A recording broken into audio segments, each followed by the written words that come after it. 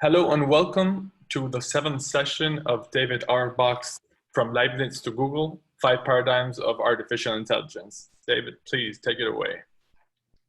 Thank you, Eran, and thank you for helping to organize all of this and keeping things running so smoothly. We are coming up, this is our penultimate session, and I hope you have a sense of the arc of things right now. I'm going to try to make this the culmination so that we can fill out the missing bits next week. And I think today we have hopefully Akin and Aladdin presenting. Papers are, unless you've made arrangements with me, due at the I suppose I could say the end of next week's class, but let's say the beginning of next week's class, around that day anyway. Let me know if there's any trouble, and we can probably work things out. I may ask towards the end what people would like to focus on next week, just because we probably won't be able to get to all the readings. So if there's particular topic across deep learning or the sort of future of AI subjects on the syllabus, we can try to hone in on that. And this week we're going to be more or less finishing up parallel distributed processing. And because parallel, Jesse, yep, that's the plan. That's the plan anyway. Let's see. Yes, and I believe Guillermo has a presentation for next week as well. So it's possible that and Stefano, so, and Nikita. We have that many presentations. Yeah, okay, so, so perhaps next week is gonna be it'll be dictated by the presentations actually. So maybe we can do this.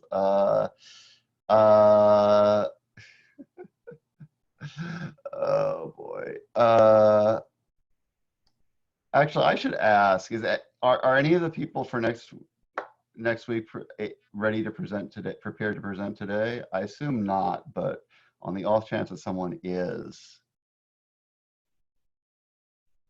Well, I've read the Lipton text a bunch of times for my work, so I could talk about it, but it's not like I prepared anything in particular. Okay, no, we'll let it go. I was just realizing that we had one more scheduled for next week than I thought. So, okay, we'll play it loose like that. Okay, great. Okay, so following on Brian, we had ended last time with Brian's presentation, which I thought was a good introduction to the parallel distributed processing paradigm, or PDP. It's also been called connectionism.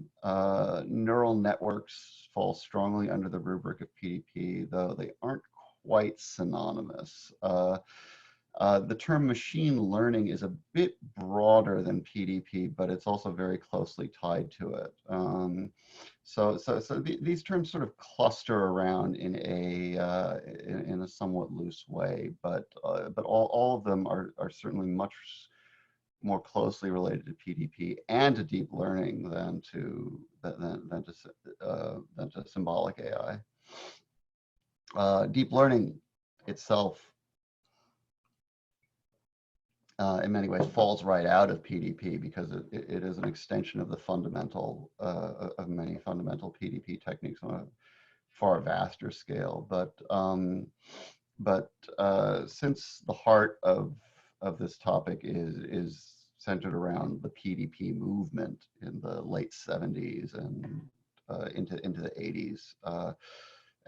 And connectionism, I'm just going to refer to it as PDP, and you can see that as the umbrella term for a lot of these things. And before getting into the background, I wanted to stress the underlying approach of all these the PDP techniques. And for this, I want to look at, I'm going to put up a picture from the Nilsson text, which I think is a pretty good one. let's see, how can I get this?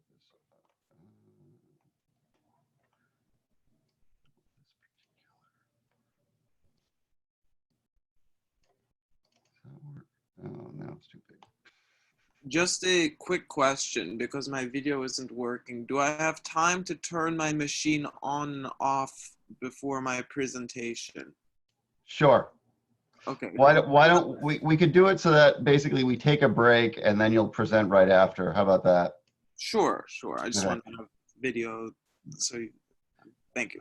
I'm Hernan, I'm amazed at how smoothly everything has gone technically. So so again, my thanks to Hernan. Let's see, share. Let's see, can I do this? Okay, is everybody getting the Nielsen?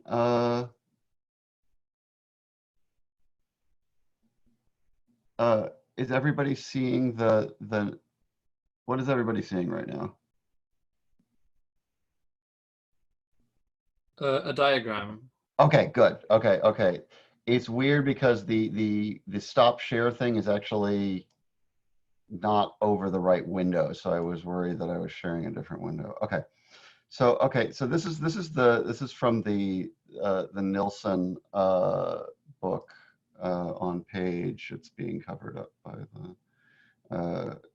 It's the 16th page of the excerpt anyway.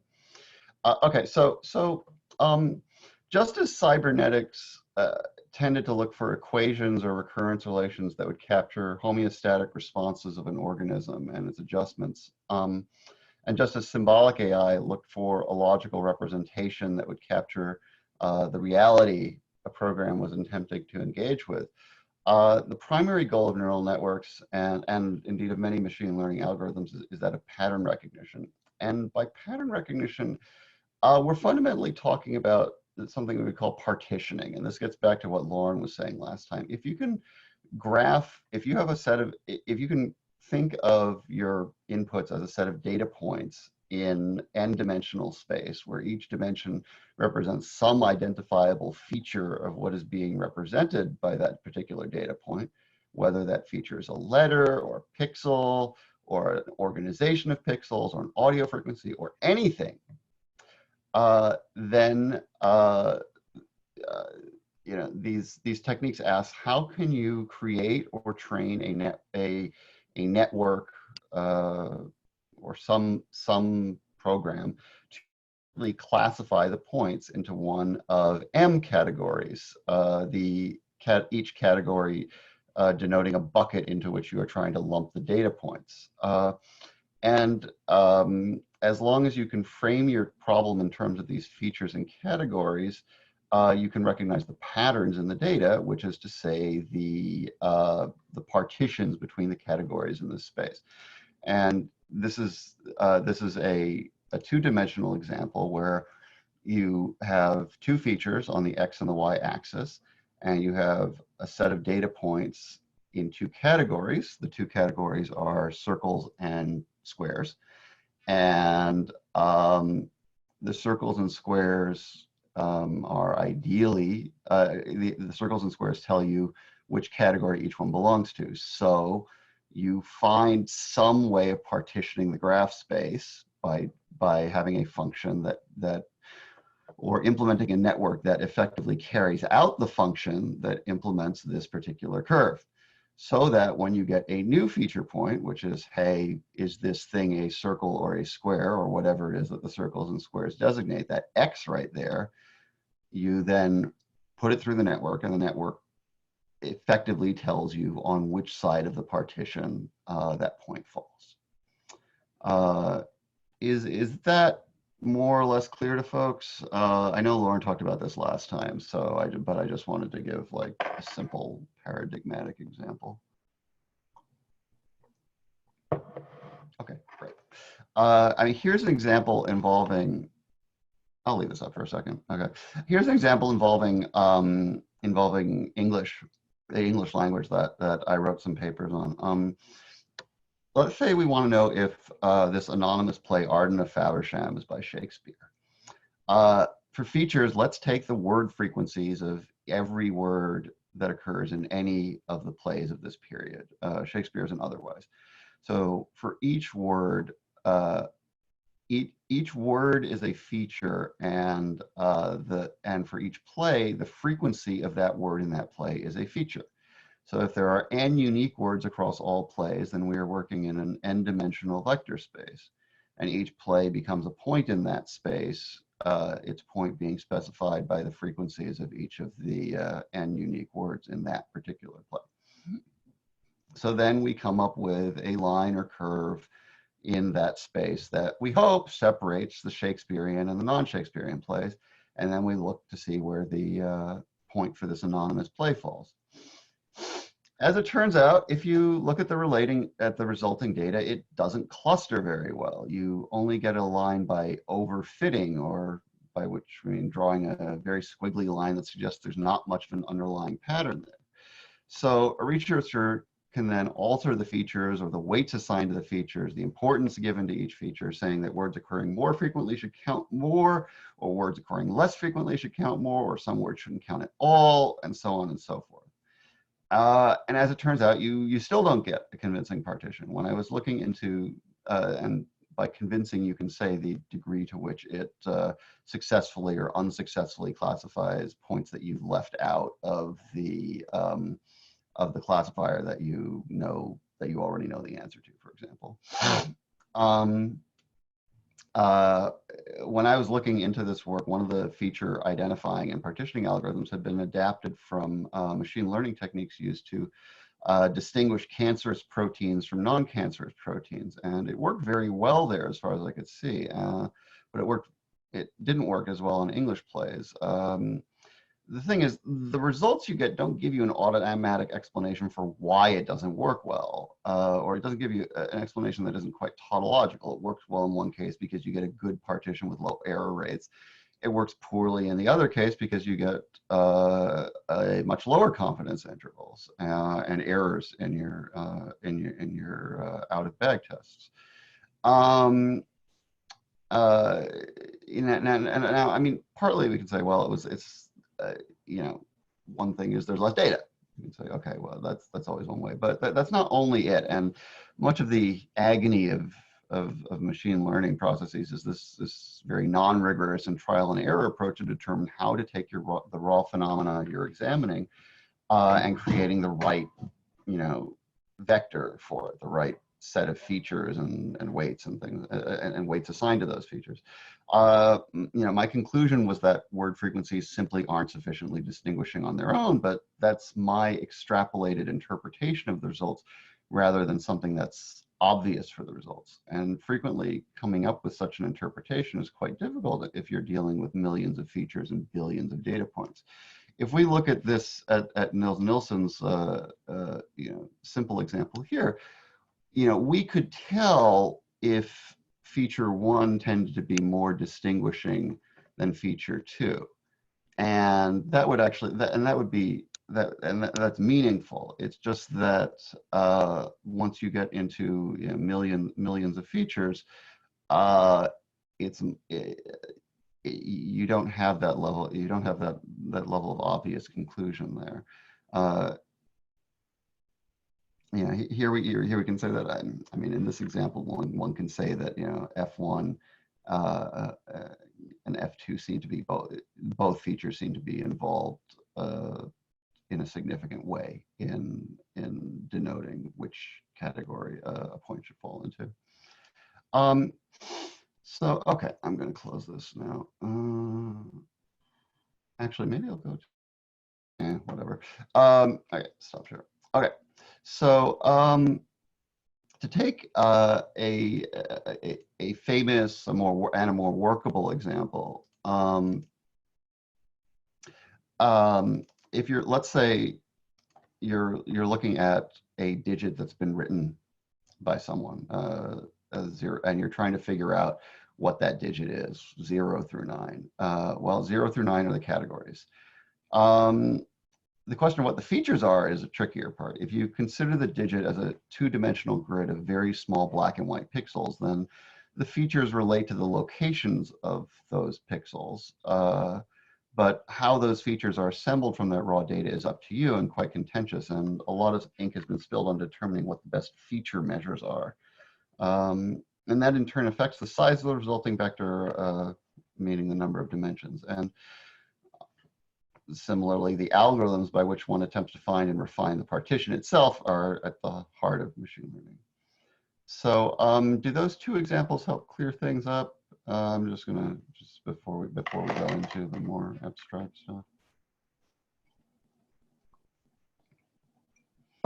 Okay, good. Okay, so PDP is in essence about using distributed computational mechanisms to implement a functional equivalent to that partition, which will give you the right classification if you give it the feature set for an input, or if you give it the input and it extracts the feature set from it. And one of those mechanisms, the most significant one from our perspective, is the neural network. And partition can be thought of as another variety of the selection process that we saw Ashby and others talk about, that problems can be seen as looking for the correct answer out of a set of innumerable answers. Even in deep learning, the machine is ultimately picking one of many options.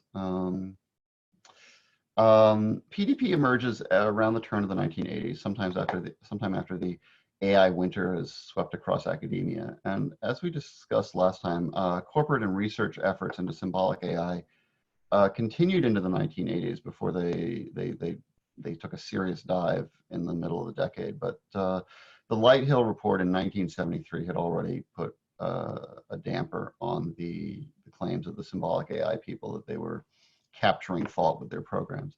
And David Rumelhart and James McClelland, among others, start to advance this alternative paradigm that extends Frank Rosenblatt's ideas, which themselves were an extension of the cyberneticists' ideas, particularly those of McCulloch and Pitts.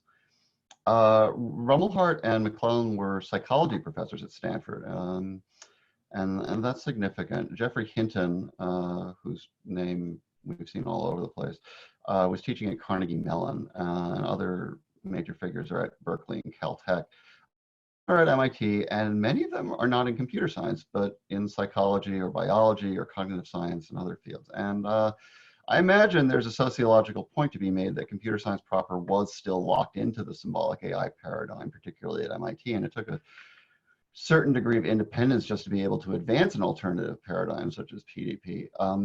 When I was at Yale in the late 90s, neural networks were given a single course that was separated out from artificial intelligence. The AI course did not focus on symbolic methods entirely. We did Bayes nets and things like that, but it was mostly devoted to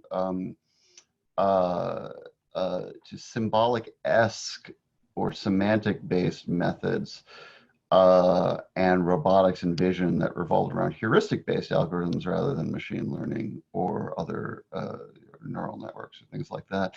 And it really wasn't until the deep learning boom, when these algorithms were deployed by DeepMind and others across huge superclusters of the computers, that PDP became truly dominant in the way that it is today.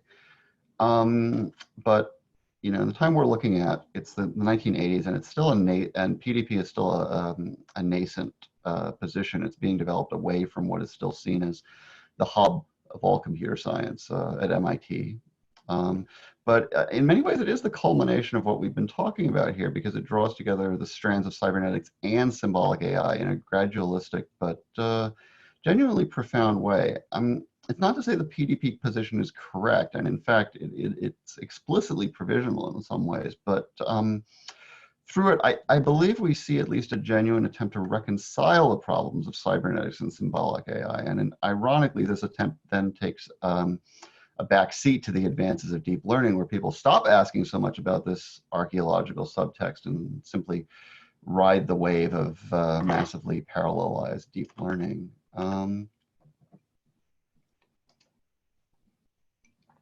So if you could all, it's probably good to read this passage along. If you could open the Anderson-Hinton 1981 paper, which is Models of Information Processing in the Brain.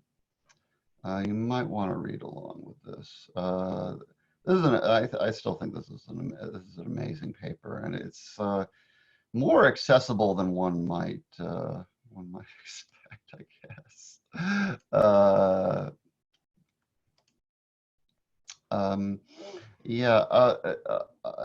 The position of the PDP group as set out in this paper is that the sort of work that the human and animal brain does, some of which we term thinking, is best and most efficiently captured, not fully, not completely, not necessarily captured, but best and most efficiently captured, not by conceiving of a linear reasoning process as the symbolic AI people had it, but as the result of a number, perhaps a great number of units working in parallel with loose connections between them, rather than strict dependencies. And I think that this passage on page 15, I think, of the Hinton, on page 15 of the Anderson and Hinton paper is a pretty good encapsulation. It says, this new approach is to consider how computation might be organized with a device consisting of many interconnected perceptron-like units. The emphasis is on programming and on ways of representing knowledge and implementing procedures rather than on finding a magic formula that will enable the machine to organize itself. The problem of how a machine learns is left until we have a clearer idea of what kind of organization needs to be learned. So perhaps with an eye toward not making the bold pronouncements of Simon, McCarthy, or Rosenblatt, Anderson and Hinton adopt a pragmatic and gradualistic approach. They're going to see if we can get to various sorts of thinking-like behaviors or functionalities with regard to with regard to pattern recognition, but also to semantics and to knowledge representation, without explicitly creating a physical symbol system, and that explicit part is important. And I want to enumerate 6 points that I think are central to the PDP paradigm. The first is could be termed an emphasis on biology fundamentally, with a specific eye towards neurology and sense perception.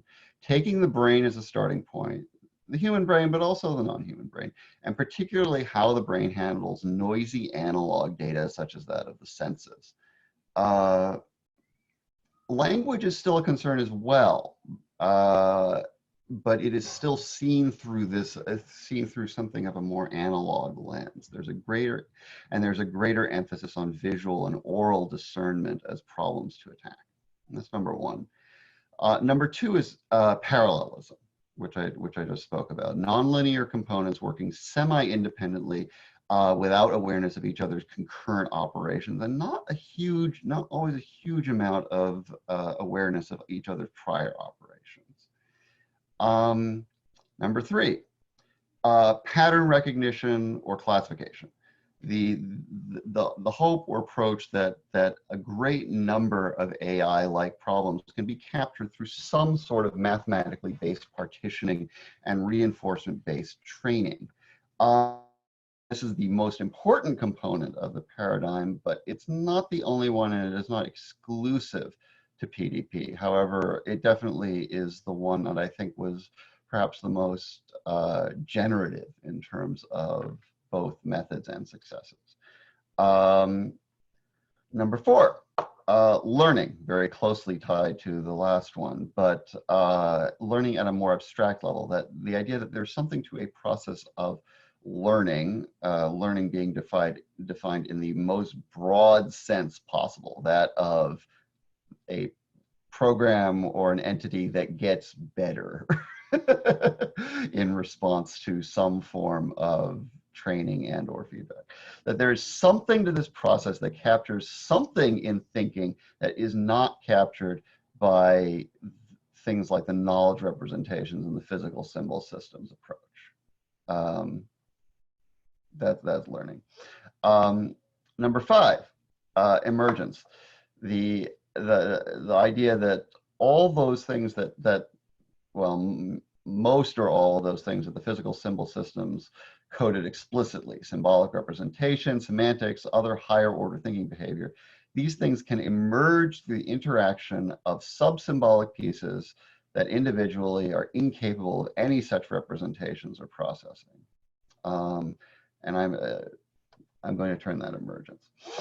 And number 6, finally, processual emergence. I wanted to say processual ontology, and that may even be warranted, but I'm not quite willing to go the whole hog on process ontology here. But what I mean by this is that this emergence, that what happens in that emergence in number 5 does not result in knowledge, memory, and the like being embedded or represented in enduring macro states, but that those emergent, that emergent knowledge, thinking, semantics, whatever, is captured in processes that occur transiently, though repeatedly, among the distributed nodes of a network, whether that network is the brain or a computer. So to reiterate, number 1 is biological. Number 2, parallelism. Number 3, pattern recognition. Number 4, learning. Number 5, emergence. And number 6, processual emergence, or processual, I don't know, epistemology, I don't know, something like that. Transience, that in effect, that think of it in this way, that, you know, they actually, you know what, I'm going to speak about it. I'm actually just about to speak to that, so I'll just keep going. It's closely tied to the processual nature of this thing. The process part isn't one I see spoken about as much, even though there's a lot of talk about emergent properties of neural nets and deep learning. There's not a lot of cash value invested in the idea that there that its facts or whatever are represented in, you know, not in what we call things, but in processes. And it's something that everyone who works on machine learning implicitly realizes, because they can't look at a given model and say, oh, here's where this or that fact is represented. And William, that's what I mean in some sense by transience, that you can't just peek at it, that in the symbolist model, you could look in and say, oh, look, it says a dog has 4 legs. It knows a dog has 4 legs. If you look at the readings, extracting that from one of these neural networks is not a trivial task, and at a given point, there may not be a way to explicitly pull out from the network, oh, dogs have 4 legs. The responses that would cause a neural network to act on the proposition dogs have 4 legs may occur momentarily as a result of being given an input that requires that knowledge, that fact, that proposition to be applied in constructing an output.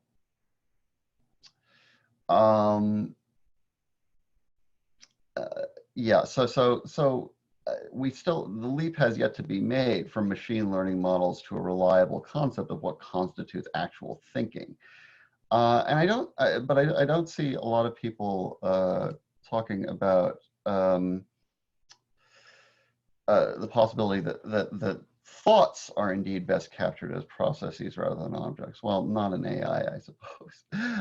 Even though much of the research on memory suggests that this is exactly how memory works, that when we're looking for a memory, the memory is somewhat reconstituted among our neurons rather than, you know, some library-based lookup being done. Now, to be fair, there's also research suggesting the exact opposite, that there are more enduring representation of memories.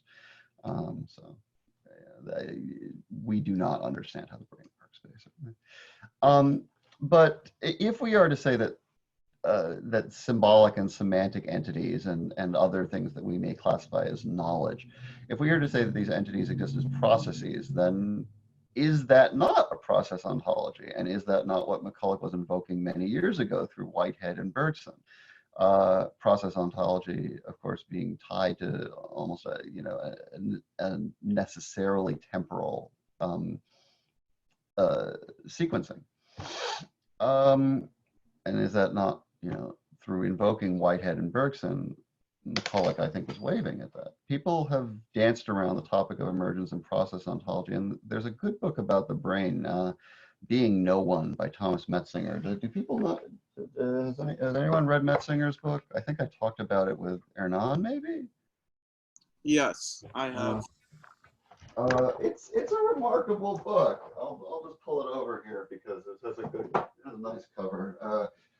Here we go. It's 700 pages, and Being No One. There's some Buddhism in it too, but I read the book as a fundamentally processual portrait of consciousness as a brain-based process. But I haven't seen it as much applied to emergent properties of neural networks, though the Sinofsky Koch-Churchland paper all but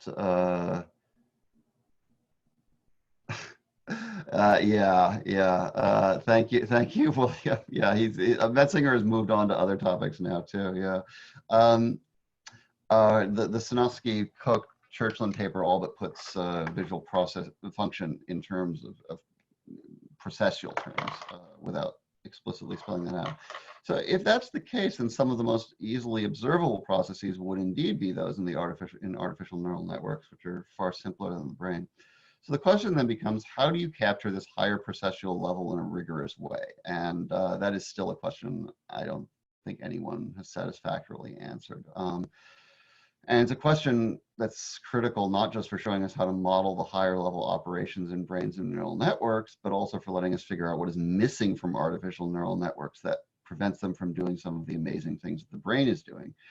And that's why this processual issue is not just a philosophical navel gazing exercise.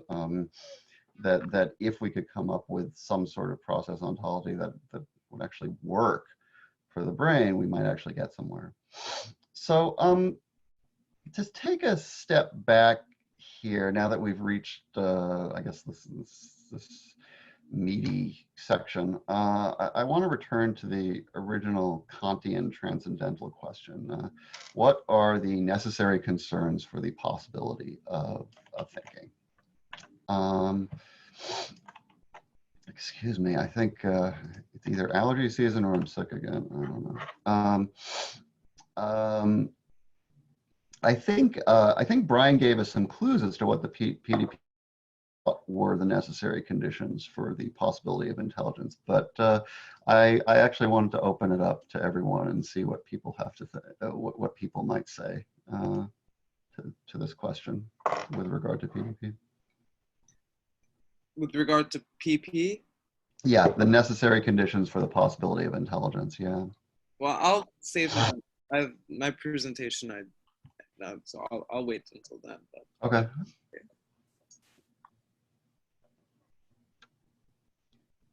Anyone else?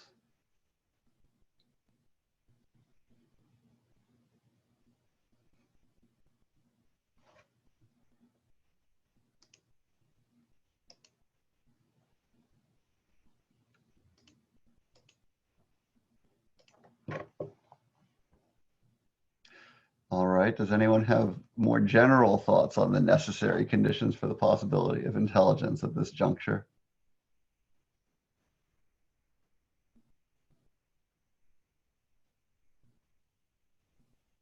Okay, I will give a morsel of what I will speak of later.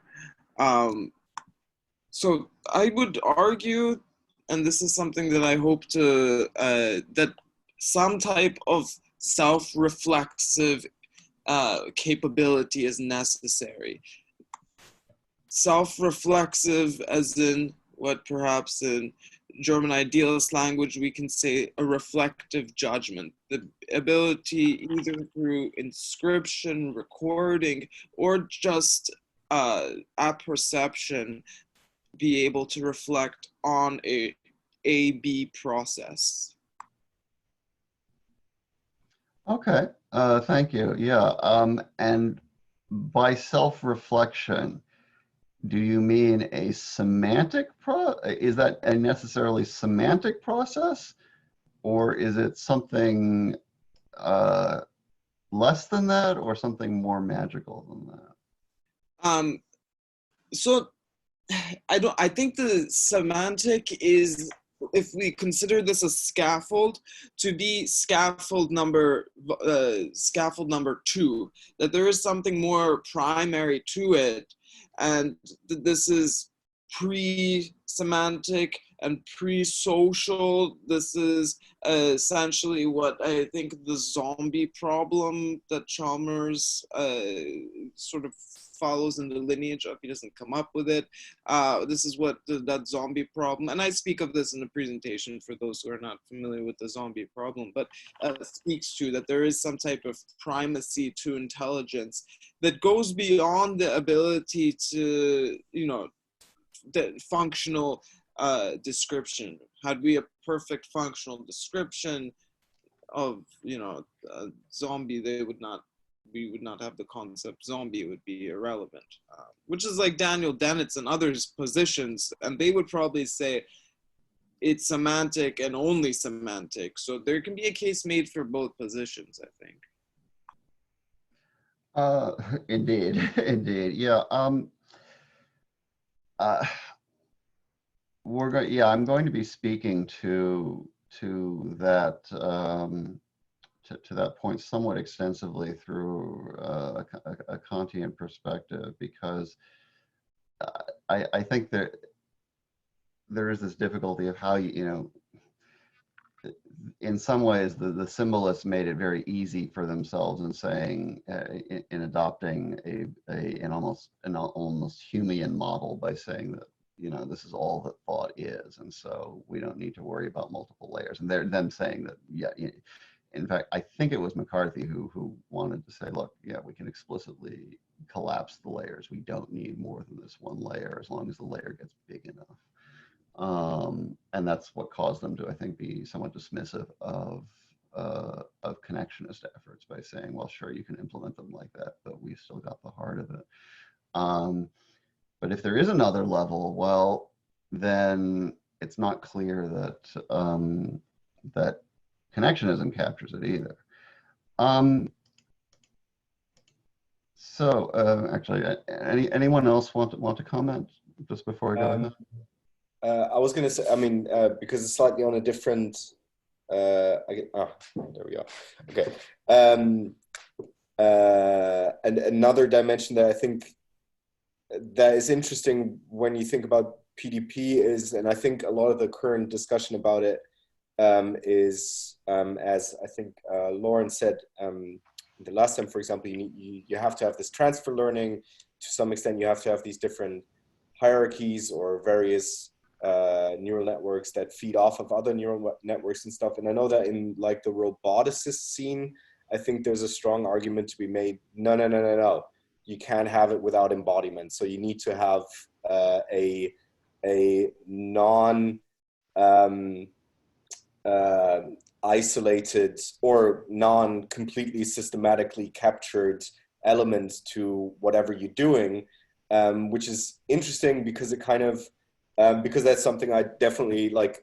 Okay, so distributed, embodied, and you need to be able to do enactivism and all that stuff. You need to be able to enact kind of not only relations in your own processing facilities, but relations that you have with kind of the world in a sort of like non-semantic way.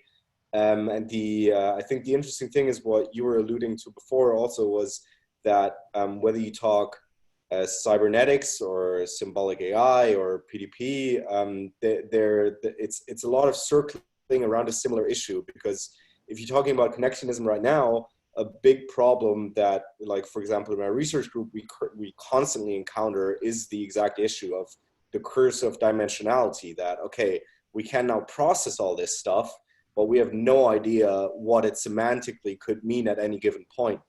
But on the flip side, if we encode everything in semantic representations, then we gain no knowledge or learning that we couldn't have elaborated beforehand. So it's kind of like this double bind of, do we give way to letting the processes run in the total processual way that we want, or do we need to always, which binds us in having to reduce it in a way that is intrinsically terribly afflicted by uncertainty and false positives and all that fun stuff, or do we go the other way, or do we need to go in between, as was also alluded by Lauren or by yourself last time, in this hybrid approach? And I think what's currently happening in robotics is really interesting, because down the line you can see, as you see over the history of this stuff, starting from cybernetics basically, is that, like, with every shift through every winter and summer and spring and everything, a lot of the concepts kind of get reintegrated and refined and extended, and from what used to be the macro states, they now become the micro states, basically, as you said before. So I think it's not unfeasible that at some point there'll be micro states that are now the macro states. So like the pinnacle of distributed processing that we have now will just be a small chunk in some future system that we're building. I just personally wonder, does the consciousness, personally, that's my kind of thing, does the consciousness question even matter, personally? I don't know if it does, because why is that something to strive for, rather than just see what material consequences the systems that we have do enact on the world? But that's just my personal angle in this regard. Thank you. Yeah, you raise a number of points, which we'll be returning to. You start with regard to meaning. I think, you know, you talk about the back and forth of, you know, explicit versus implicit representations, and I think there are those who will just kick the can and say, actually, we don't even understand the concepts we use. But that in itself is, I think, a variant of the actually we aren't conscious. So you do end up entering this realm of almost circular definitions where we're describing our thinking in terms, and it becomes a target that we keep changing. And in many ways, that is, you know, the message of this course, which is that that so much of what we can learn about AI comes from those shifting notions of what on earth it is that we're trying to capture. Embodiment is an important part of that as well, because as you see, the PDP folks are returning to a more certainly a more embodied model. You can't get less embodied than the physical symbol systems people. Well, I guess you could, but yeah, that you know, in looking at vision and sensory apperception again, that they are returning to at least some idea of embodiment. But the question of whether they have captured an aspect of embodiment in essential to thinking remains an open one as well. That, you know, okay, if we can recognize a handwritten digit, what does that tell us about the nature of embodied cognition? And that's something of an open question. Anyone else before I go ahead? I like this line of conversation, so I just wanted to make sure everyone had a chance to speak. Okay, we'll go ahead. I have a question. It's a little bit, I don't know if amateurish, or I don't know, because it seems like that we kind of are kind of split between, okay, total just let the deep learning process run, and you cannot interpret its data or understand how it arrives at its conclusions or at its what it learns. You don't know. Or as Jesse said, okay, we encode everything so precisely that we don't learn anything by it. So we seem to be stuck between a semantic and maybe a non-semantic option. And but it seems that both of these are kind of on the same realist level. And I would like to ask more, okay, how do we know that, like it's the stupid transcendental level again. Okay, how do we know that we understand this and this concepts, or how do we know that the machine understands this and this concepts, and not, okay, it does or it does not. And maybe that's the same approach we should ask ourselves. Okay, how do I know that I actually understand my own thoughts? Not, okay, I do or I do not. Because these are both seem to be basically dogmatic and seem to be, okay, if you assume them, then you just assume them and they cannot be refuted. Yeah, and maybe this approach could be helpful for AI. I don't know. No, I mean, certainly, and I think that there's a great interest, and I think appeal to, functionalist style answers to that question of, well, it's basically, can you use it right? Or you could say pragmatist style answers to that question, which is that, well, ultimately, peeking in and seeing it, even if you were to see something that made you think, wow, you have got the Platonic representation of that concept, you have got it nailed. If you can't use it correctly, then I think we can seriously say it's not good enough. So we can be, so functionalism would suggest we should be agnostic, at least to that regard, as far as implementation. The problem is, of course, that until you've got something that actually works, which we don't, or works sufficiently well, it's very hard to say, okay, well, it's got the concept. So we can look at this with deep learning. What concepts around playing Go does AlphaGo have? Who knows? That's someone could write a paper on that. So to go on, I mean, my take is that on the question of the transcendental conditions, the PDP people do hedge a bit on that question. They don't wholly come out and say that PDP style organization is necessary for the possibility of intelligence, but they say it may be the step that is necessary for making intelligence a tractable problem. In other words, the wall that the symbolic AI people ran up against and kept running up against, even as computers did get exponentially more powerful, which the symbolists promised they would overcome as soon as computers just got a little more powerful, and yet they never did overcome it. That they say, the PDP people say, that wall is not surmountable through the linear means of symbolic AI and physical symbol systems. The physical symbol systems hypothesis may indeed be technically true, the PDP people say, some of them anyway.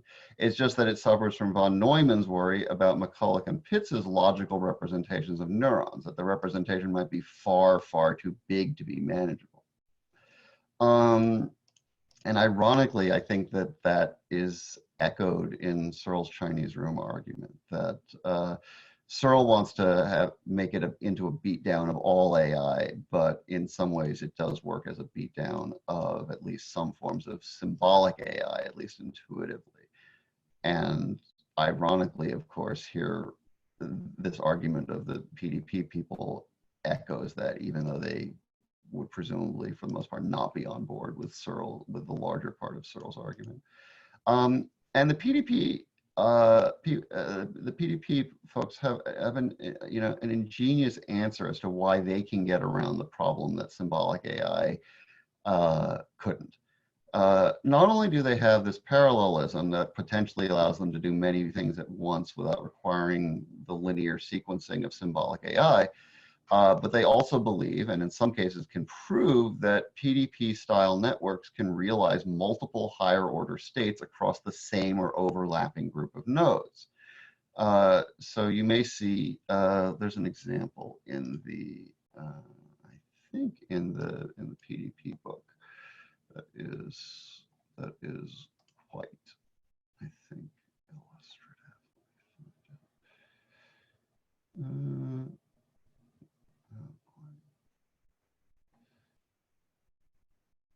It's in chapter 3 in distributed representations. Here we go. Okay. Let's see if I can share this window properly again.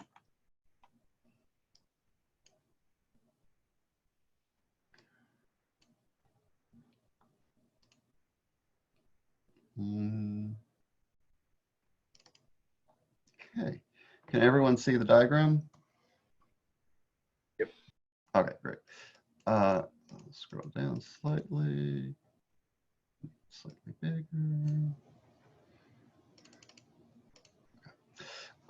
Yeah, so that PDP networks are able to realize multiple higher order states across the same or overlapping group of nodes, and that's what's being represented here in terms of the semantic features of the words in the middle. That in example B, nodes have been overloaded with multiple have been overloaded with multiple knowledge representational facts. And so you might be able to see an exponential collapse in the size of a network recognized to contain a certain amount of knowledge, because that knowledge can be represented through processes that are effectively superimposed over one another, because each individual node can take part in many processes. So ironically, we have an appropriation of the symbolic AI position by the theoretical opponents. Just as symbolic AI had maintained that a functionalist model of organism and environment wasn't sufficient to capture higher level behavior and thinking, and that a Gestalt influence model of rationality was necessary as a prerequisite to any sort of computationally based thinking, here the PDP folks are saying in effect that the symbolists are right. The problem seen by the PDP folks is that with symbolic AI having failed to create a workable model, pragmatism dictates that we look to the brain to see how it works and kneel a bit before the brain's almighty organization, which we don't understand. And so whatever bootstrap, so in other words, they are adopting a provisionally anti-functionalist position by saying, yeah, okay, at the end of the day, the organization, the internal organization may not matter, but if we want to make any progress, the organization does matter, not just the functionality. And so they say whatever bootstraps are needed to pull a computer up to the level of thinking we're going to find them in the organization of the brain. There may be such bootstraps elsewhere, but they definitely lie in the organization of the brain. And that's the best, so that's the best guide now. And now that the Symbolists project, and arguably the larger Carnapian project of logically representing the world in a rigorous and reasonably complete way, no longer seems feasible. It's not that Carnap is necessarily wrong, but the PDP folks see an opening to make progress while setting aside symbolic models. The symbolists, for their part, maintain that PDP may be useful and interesting, but some sort of larger semantic structural organization is still needed as a prerequisite before PDP can do anything truly profound. And that is an objection that has been genuinely answered. And now that we're entering a period where we're starting to see some of the limits of deep learning, that question is coming up more frequently. There just hasn't been a dominant answer to it yet. Okay. And as I was saying, the PDP folks avoid the sheer functionalist orientation of the cyberneticists to a point. Comparing the course readings, the PDP readings are very concerned with biological models, but often in very specific problem domains. And those problem domains do differ from those of the symbolists. Minsky and Papert criticized perceptrons for not being able to implement the XOR logical operator. And the fact that a more complex neural network can do XOR isn't necessarily of primary importance to the PDP group, even if though it's an important rejoinder for them. Rather, PDP returns to the analog realms of the cyberneticist, specifically with regard to sensory modalities. But instead of looking for more general principles of equilibrium, though those are in play, PDP methodologically takes the symbolist approach of looking at very specific problem domains, and rather than asking how learning and survival behavior can evolve in a generalized environment, PDP asks how we might optimize for a particular problem, such as recognizing handwritten digits and letters. And they conclude, and I think fairly, that the set of problems that symbolic AI hasn't even begun to touch. So let's consider that problem first from the practical standpoint, and then from the transcendental standpoint. The digit recognition problem places the definition of thinking in a rather different realm from anything the symbolist treated, and arguably in a bit of a different realm from the cyberneticists. The cyberneticists,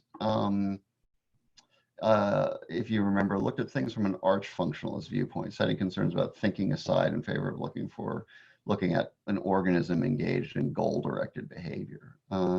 And when I say goal, I want to contrast that with the symbolist notion of AI as being directed towards solving problems.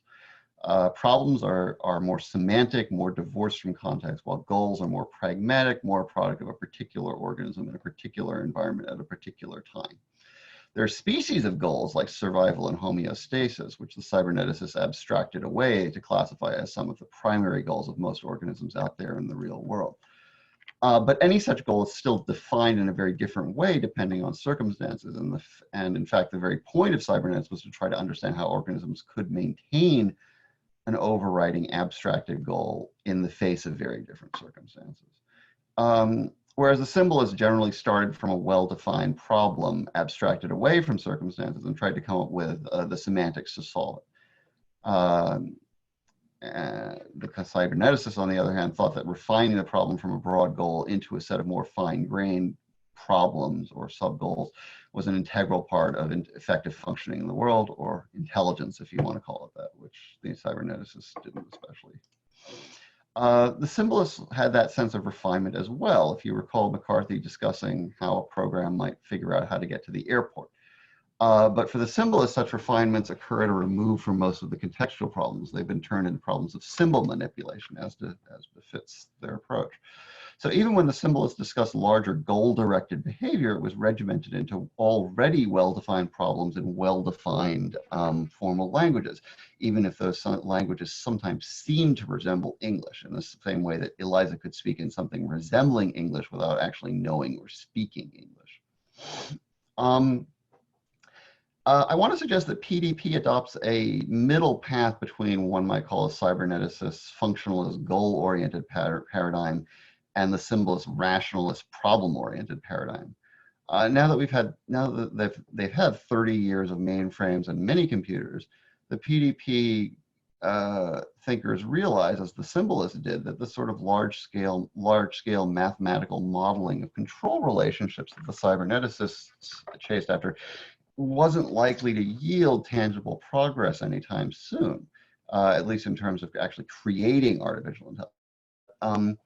Boosted by greater knowledge of how the brain functions, PDP wants to take the overall cybernetic paradigm and strip it down to something more measurable and precise. That large-scale mathematical modeling, in fact, gets forked off into what's generally thought of as complexity theory, which is considerably divorced from AI because it's focused on the modeling aspect rather than on the intelligence creation aspect.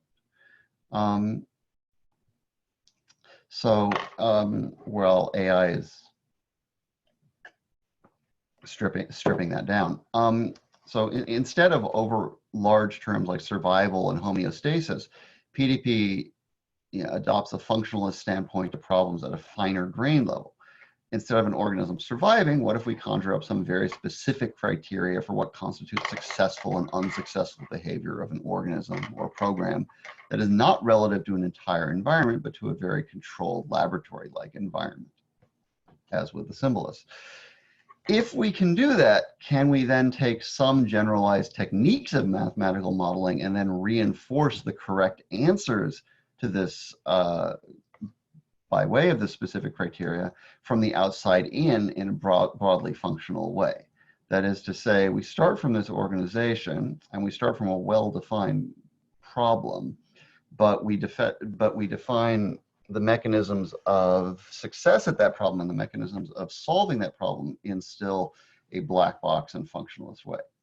So in effect, if you make survival in the cyberneticist sense simply into a matter of meeting well-defined success criteria and avoiding equally well-defined failure criteria, and you then reinforce the network in a variety of ways, depending on how well it performs according to those criteria, then perhaps you can get around some of the roadblocks that the symbolic AI people have been running into, particularly when it comes to those noisy analog problems that they've been avoiding.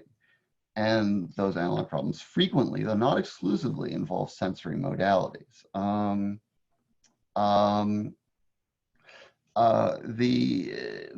There was I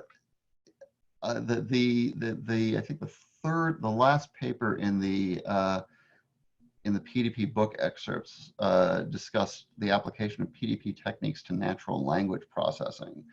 And broadly speaking, while machine learning has been a godsend to things like spell check, auto-suggestion, auto-completion, and the like, it's had much less success with anything one might term true semantic understanding.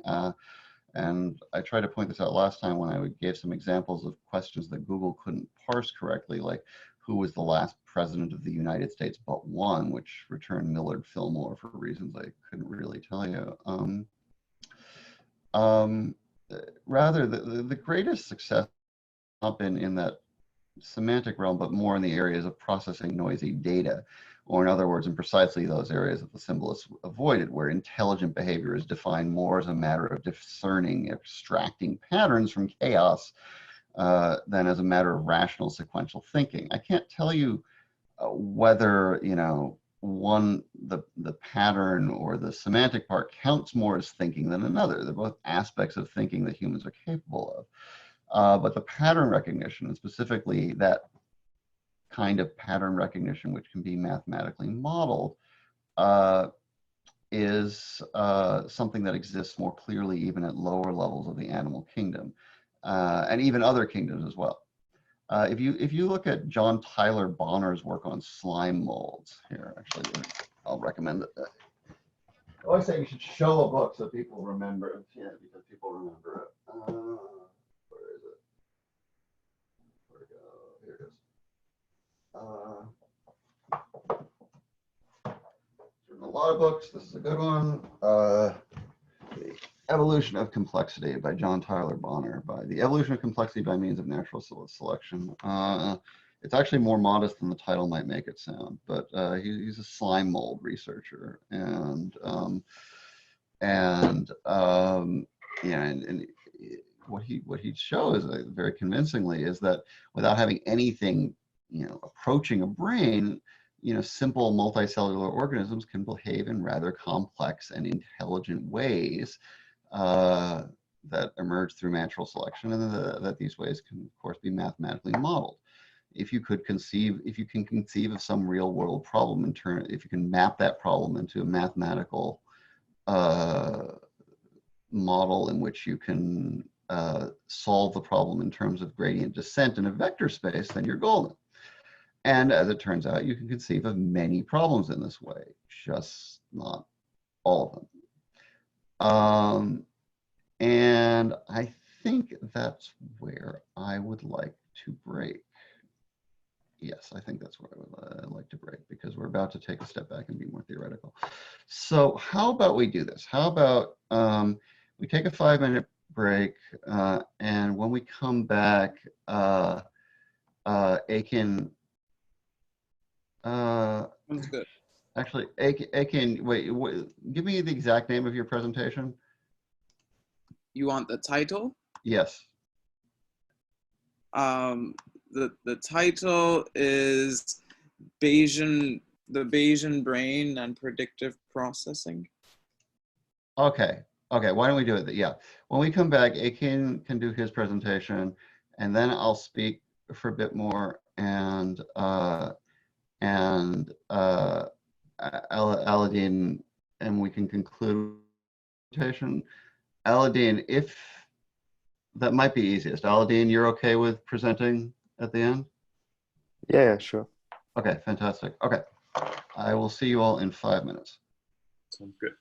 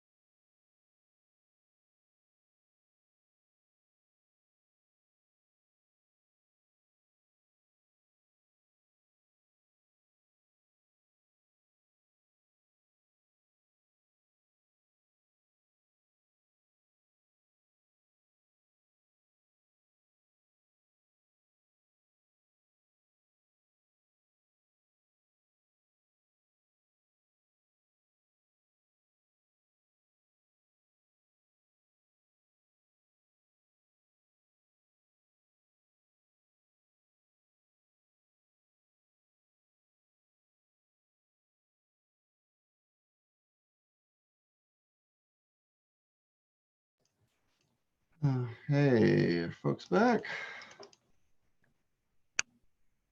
I do not see anyone. Oh, I see some people now. Hey, Ken, how are things looking? Were you able to get things working? Yep. The only problem was very early on, perhaps you didn't notice, my video, you could not see my face, which is not terribly relevant for the presentation, but I still feel like it's an ethical, to show one's face and not hide. But yes. I'm ready when everyone else is.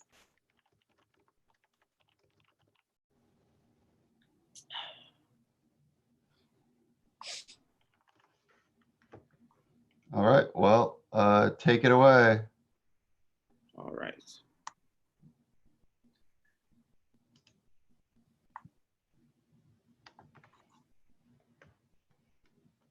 Can you all see my screen?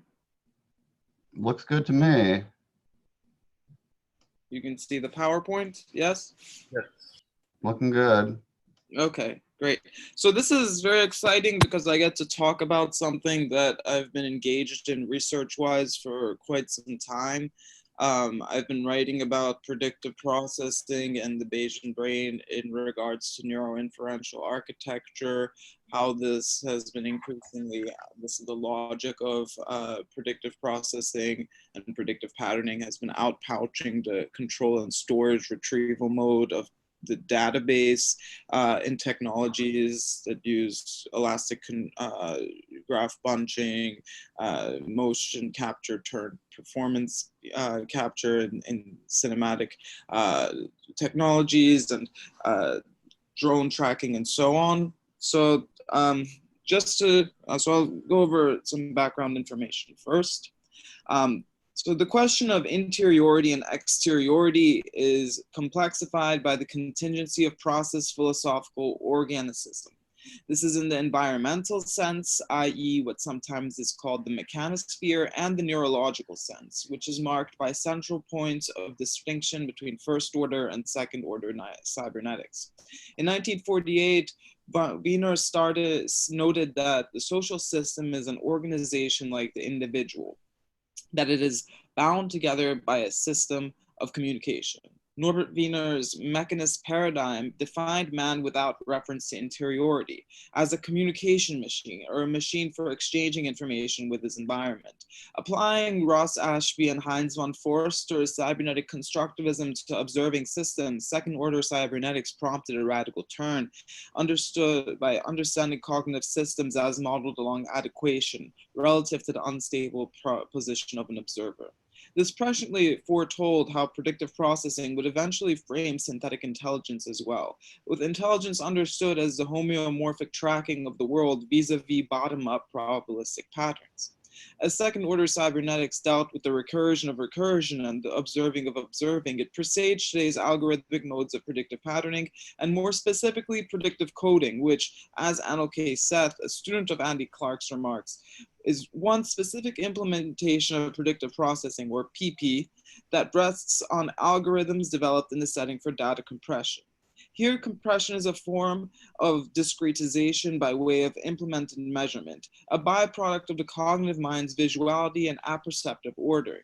Recall, and this is the position of Giuseppe Longo, that complexity and continuous machines can be posed against discrete machines. So the networks of artificial neurons of the new AI, for instance, machine learning and neural nets, are based on continuous variations of connectivity and capable of learning that are conditioned by physical measurement and modeling, which is always an interval, always approximated. This is compared to Turing's discrete state machine, and continuous neural nets are, formally speaking, mathematically very different as they operate through nonlinear morphogenesis and spatiotemporal concatenation, but ultimately these are collapsed in the discrete state machine. So due to visual perception and mental apperception, morphogenetic processes are reduced to a problem multiplicity and differential constraints that constitute a virtual, and this virtual will reappear in the Bayesian brain. Ashby once noted the whole function of the brain can be summed up in error connection. paving the way for action-oriented neuroeconomic models of predictive processing. The implication for perception, therefore, emerges as a consequence of a more fundamental imperative that is concerned with organizational homeostasis rather than a process of simply engaging in internal world model construction. Were we to take syntax-based classical deductive computing, such as the universal Turing machine, as an ideal model, plucking neural nets from the mid to late 20th century, we would characterize the parsing of information as a linear spatial procedure, one composed of movement forward and backwards, where information is divided into procedural units and consequential steps. However, deep learning algorithms, as exemplified by advancements in reinforcement learning AI, such as AlphaGo Zero, seem to experience that as a gradient of generative probabilism. Such software are able to decisively reintegrate evaluative metrics that deviate from a sample proportion. Interestingly, the paradigm of predictive processing, or to follow Clark's parlance, action-oriented predictive processing, is a framework of relativist integration. The greatest value here lies in suggesting a set of deep unifying principles for understanding multiple aspects of neural functioning and organization. PP does this by ascribing an architecture capable of combining high-level knowledge and low-level sensory information in ways that systematically deal with uncertainty, ambiguity, and noise. In doing so, PP reveals perception, action, learning, and attention as different but complementary means to the reduction of potentially affect-laden and goal-reflecting prediction error in our exchanges with the world. PP also simultaneously displays human learning as sensitively responsive to the deep statistical structures present in both our natural and human-built environments. Thus understood, action-oriented predictive processing leaves much unspecified, including the initial variety of neural and bodily structures, and perhaps internal representational forms that are mandated by unique evolutionary trajectories, as well as the acquisition of virtual neural structures and representational forms installed by immersion and designer environments. But we will put these to the side for the rest of the presentation. We can return to these problems later. The PP description not only allots us with a description of algorithmic intelligence's pattern-based derivability, but in turn how neuroinferential mentality occurs through patterning. The Bayesian model of mind anchors human rationality as a formal computational reformulation of inductive reasoning, whereby cognition is a process of directing order out of noise.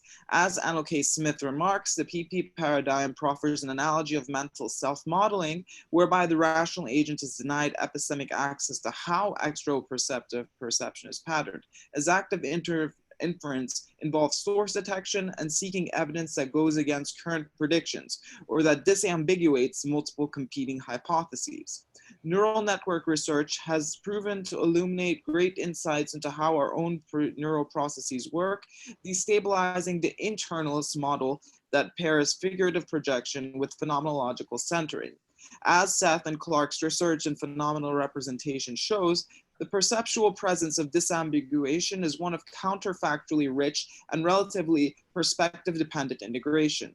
The action-oriented PP model carves a generative capture for how we call the statistic structure of some set of observed inputs that involve tracking by schematically recapitulating a causal matrix for inaction, mediating this matrix with lower level visual responses. In turn, this generates an interacting web of causes illuminating various aspects of visually presented scenes.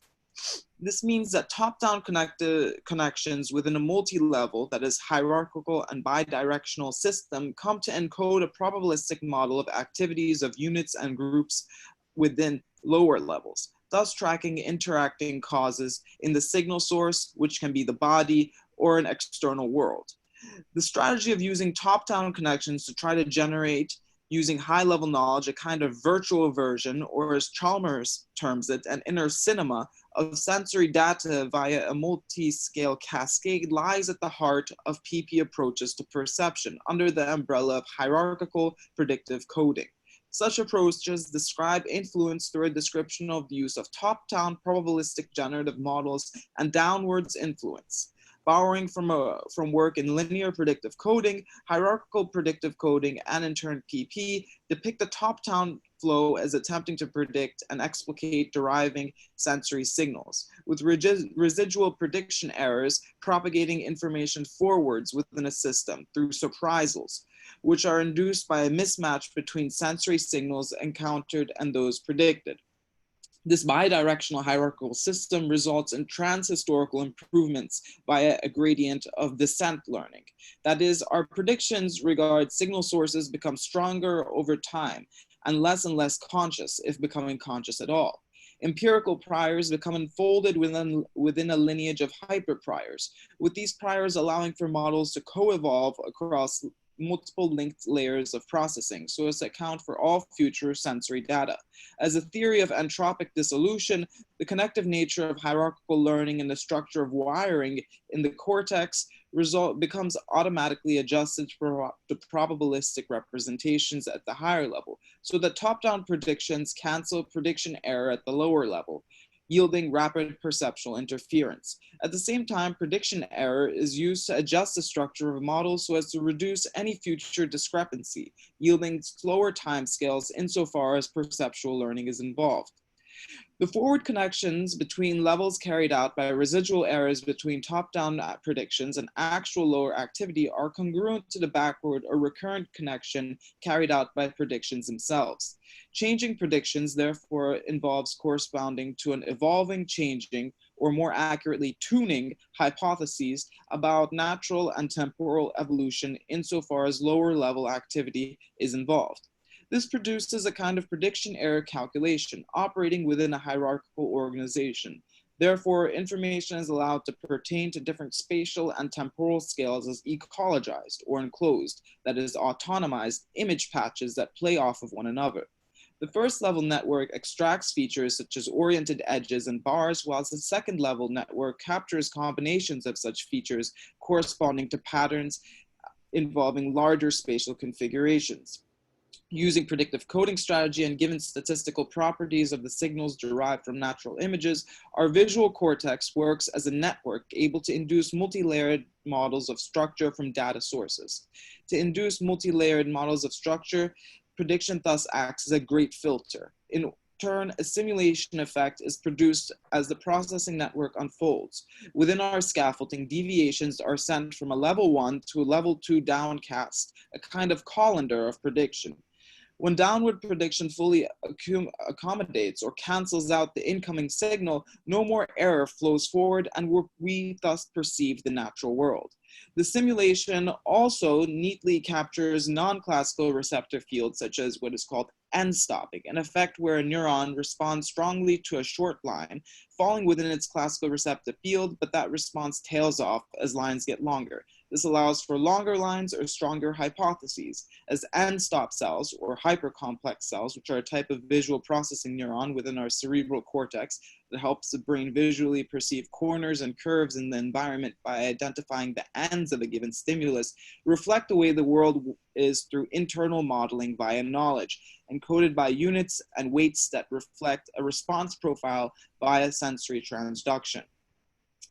Action-oriented PP, as with an understanding of mentality whereby perception reduces surprisals, matches inputs with prior expectations.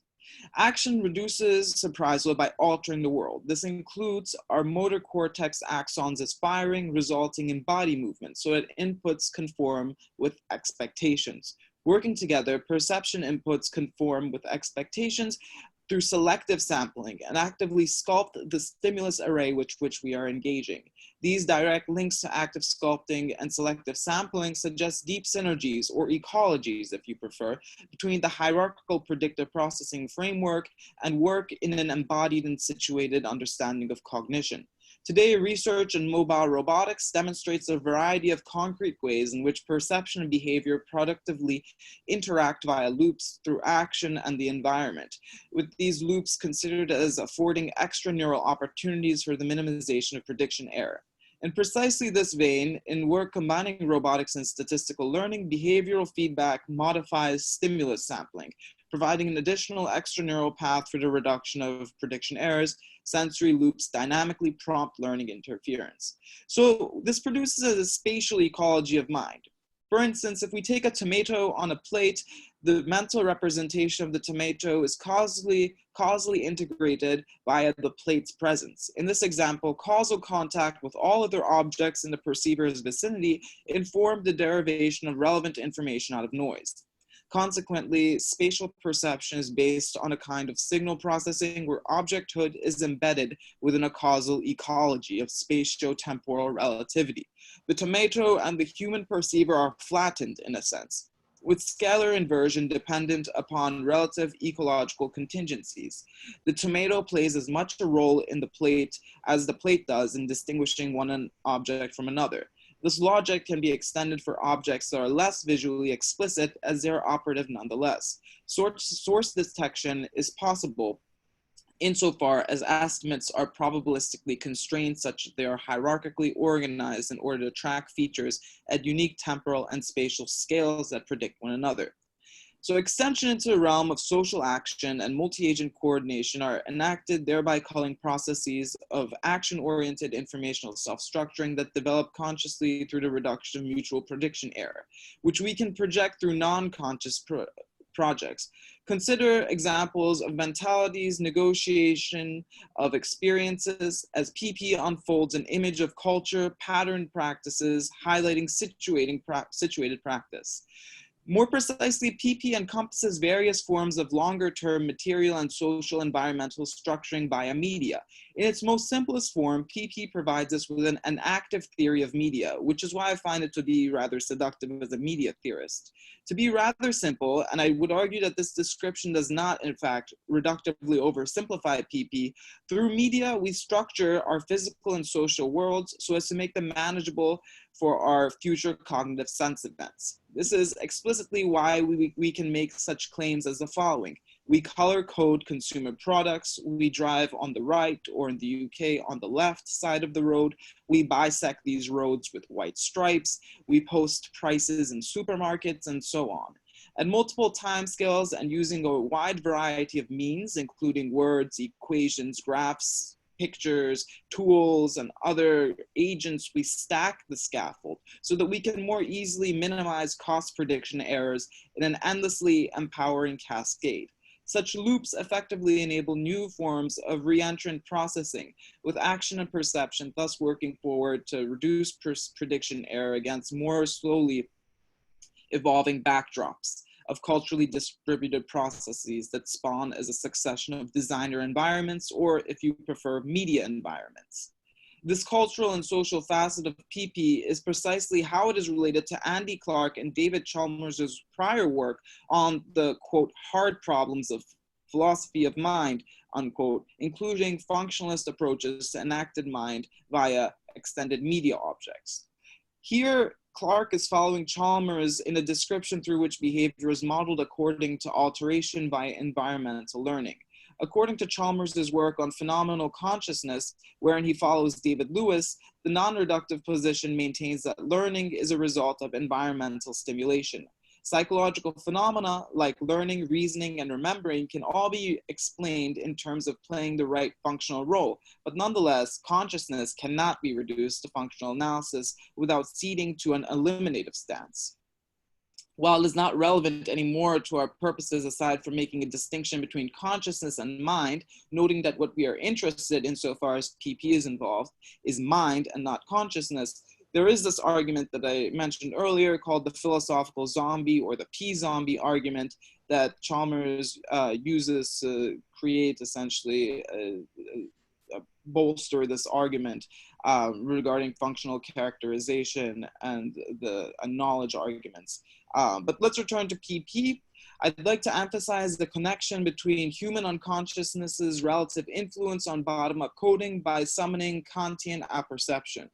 In fact, I'd make the argument that the PP model recalls several themes from Kant's work on mentality, emphasizing the top-down generation of perception and the role of hyperpriors. The function of a generative model and the role of analysis by synthesis is crucial to imagination in perception. The PP paradigm echoes Kant's transcendental project as it explains how the mind tracks causal structure in the world through various sensory data. And probabilistic patterning, which is a means of making PP manifest, is able to create a uniquely morphological logic that containerizes these particular ecologies.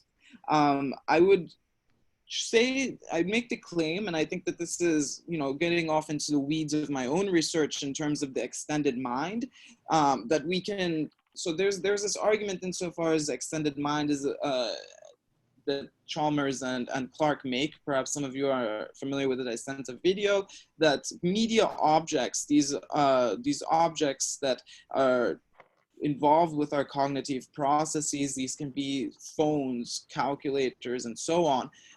These actually, to use Derridian parlance, grammatize, or to just use Chalmers's parlance, they trade internal biological representation and storage.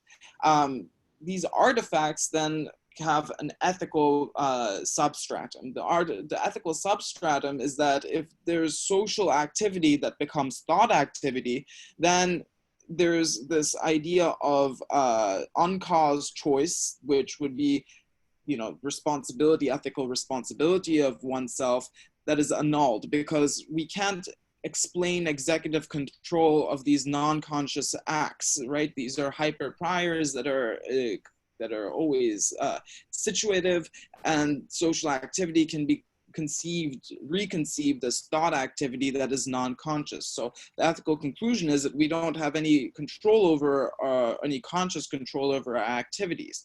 And the argument that Chalmers and Clark make is that this actually means that if one is robbed of their phone, of their smartphone, or of these devices, that they're actually being robbed of a model of mind, and thus it becomes a bit more of a critical matter in relation to one's ontic status. There is also,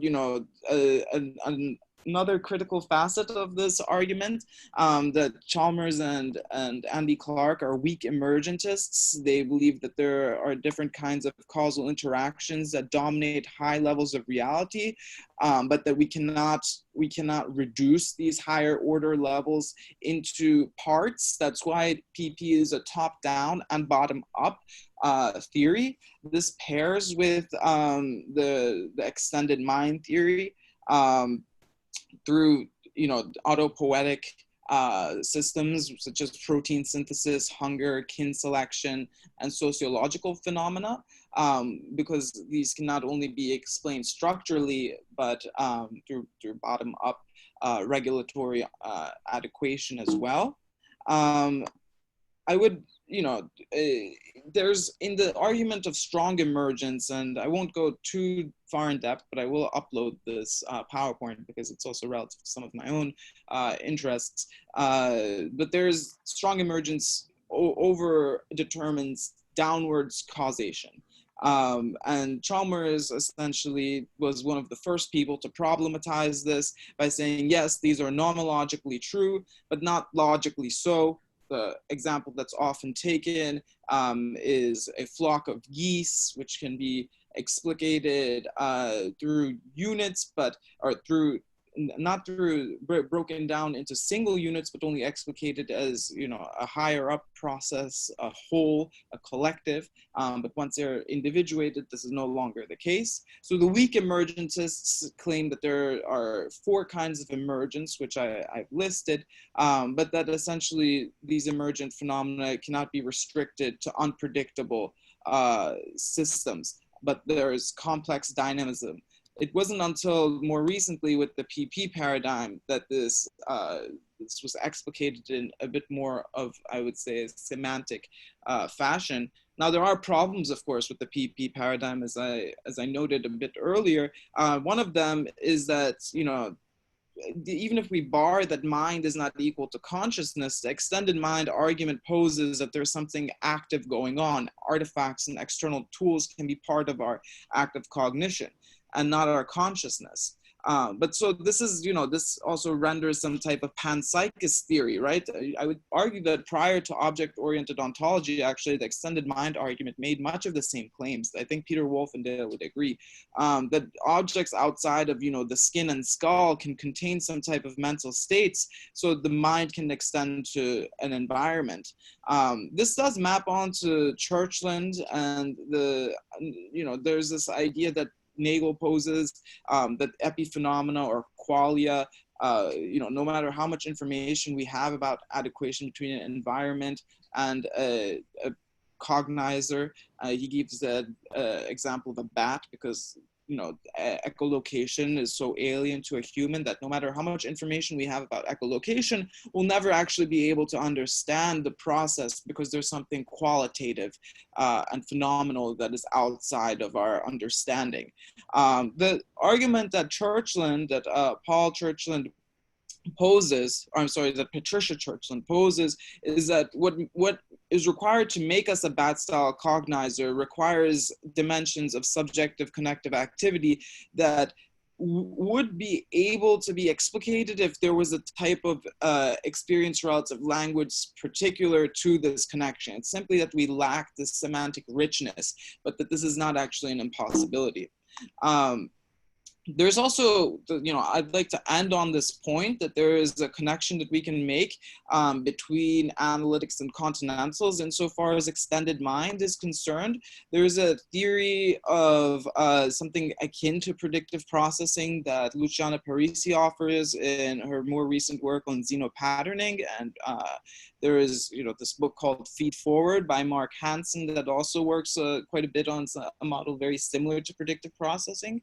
And as far as the extended mind goes, there is a very long thread that begins with Socrates and the Meno, where there's a slave boy that Plato calls and asks, or that Socrates calls and asks to draw an equation in the sand. By externalizing the equation, it's the slave boy is able to figure out the problem. Ernst Kapp, a German philosopher, had this notion of organ projection in 1849. Alfred Espinasse emphasized technology as organ production and praxeology, an organized system of human action. Arnold Galen also similarly emphasized technology as the replacement of organs. Heinrich Popitz and continued, this notion of technical artifice as a relief of bodily organs. With Andre Leroy Gorhan, we have exomastization, that techniques materialize memory and extend organs. Marshall McLuhan is probably the most popular of these theorists, who the medium is the message. Derrida's grammatology, and more recently Bernard Stiegler and Mark Azima, who also work on grammatization and what they call amnesis, which maps on very brilliantly, I would say, to Chalmers and Clark's work on the extended mind, where not only do these material modes of cognitive extension have an ethical facet, but they also involve some kind of unlearning or forgetting. Thus, amnesis, amnesia is part of it. Anyway, I probably went a bit long, but thank you for listening. Thank you, Akin. I had a question, actually, which is, when you were talking about, you talked about PP arbitrating between competing hypotheses, and I was wondering if you had anything to say with regard to Judea Pearl's work and his emphasis on the need for an explicit causal model in order to arbitrate such claims. Yeah, this is considered to be like a seminal thing, right? That there's this book, Causality, I think it was called, that data structures are graphical, they express set dependencies. So I believe that the bi-directional bit of nodes and edges makes quite a bit of sense, that graphs effectively comprise various types of compact representations because of relationship relevance. But I also shouldn't. So my research mostly deals with how endo-modeling and bottom-up, top-down encoding are becoming increasingly manifest in tracking technologies. The primary one that I'm interested in is something called performance capture, which draws from motion capture in cinema. Maybe you are familiar with Andy Serkis. He plays Gollum, and as well as in Planet of the Apes, I think he's played a few digitally rendered characters.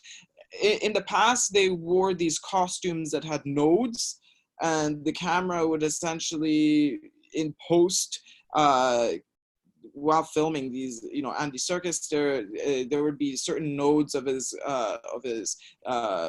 costume that were captured, and in post there would be certain renderings that would make him look like Gollum or so on. Now there is a software called performance capture that I think is a good example of variables systematically depending on the values of others, qua Searle's or Pearl's work, not Searle, at probabilistic graphical models, because it actually occurs at the very same time as the filming is going on. So these architectures are suited to modeling during the filming process. There's a different type of costume and a different type of digital software that's used, such that Gollum appears probabilistically moving according to Serkis's movements at the very same time.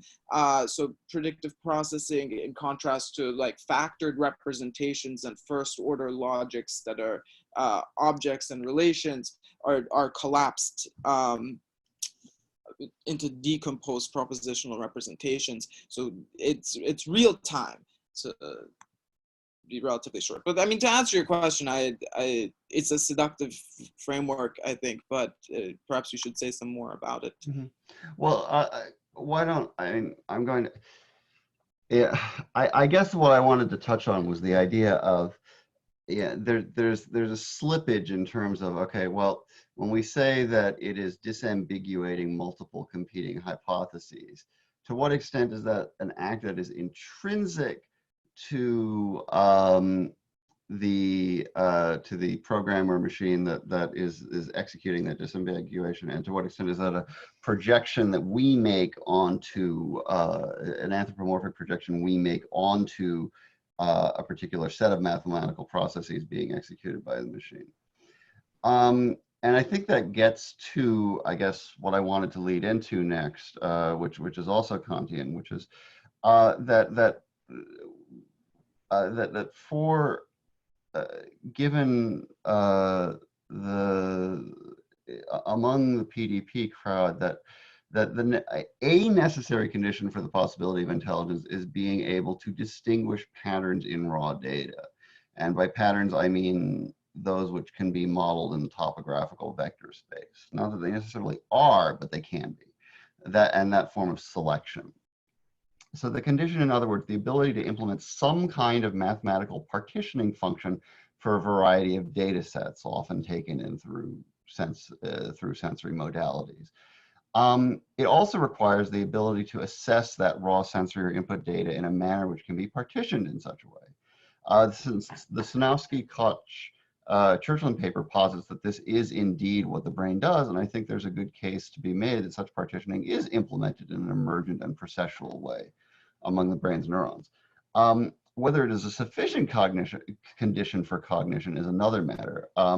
Gary Marcus, in the reading we have, takes on the position termed eliminative connectionism, arguing that PDP-style organization cannot be sufficient for solving certain problems. I don't know that some PDP would disagree. I don't think Hinton, would necessarily. The Churchlands might. Harder to say. But nonetheless, even in the introduction to the PDP book, there's a push away from the idea of explicit rule following that the symbolists embraced. PDP prefers to recenter the idea of rule following as an anthropomorphic projection onto pure tendencies of these networks, embracing a black box functionalism with regard to language acquisition, but then using that to argue against Chomsky's internal model of syntax acquisition. And this is a pretty important passage in the PDP book introduction that is on page 40 of the PDP book. Can I make a cap? You said, okay, so this is an important aspect of it because you said internal model, but it's not that PP models are absent of an intern. There is a virtual model. It's just whether we have conscious access to this type of virtual model or not, right? Like it's not that there's no, because I will ask this question: how can you account for spiritual experience within this framework, like a top-down derealization that maintains a meaningful dimension to experience? And I would just like to say that this doesn't mean that we don't have like models of experience and mental models of self, nor that there is no like virtual inner, proprioceptive agency. It's just that there is, that non-conscious elements of this that are constraining topological richness, essentially, right? Like nodes and edges and so on. Well, I think that the tricky question remains that of the sheer opacity of it, that the term model takes on two different roles, one being whatever it is that emerges, the second being the model we make of that model. Because if we look into it, we can't necessarily say, oh, okay, I've opened it up and I see this model. It's more that it requires some sort of interpretation. And so once you have that disjunction between whatever it is, we can make a functional assessment of that model, but again, you're returning to functionalism and saying that, okay, well, the model isn't defined by its particular organization, but the extent to which we measure it in certain ways and construct a replica of it. So on is currently the okay. I want actually we can answer this.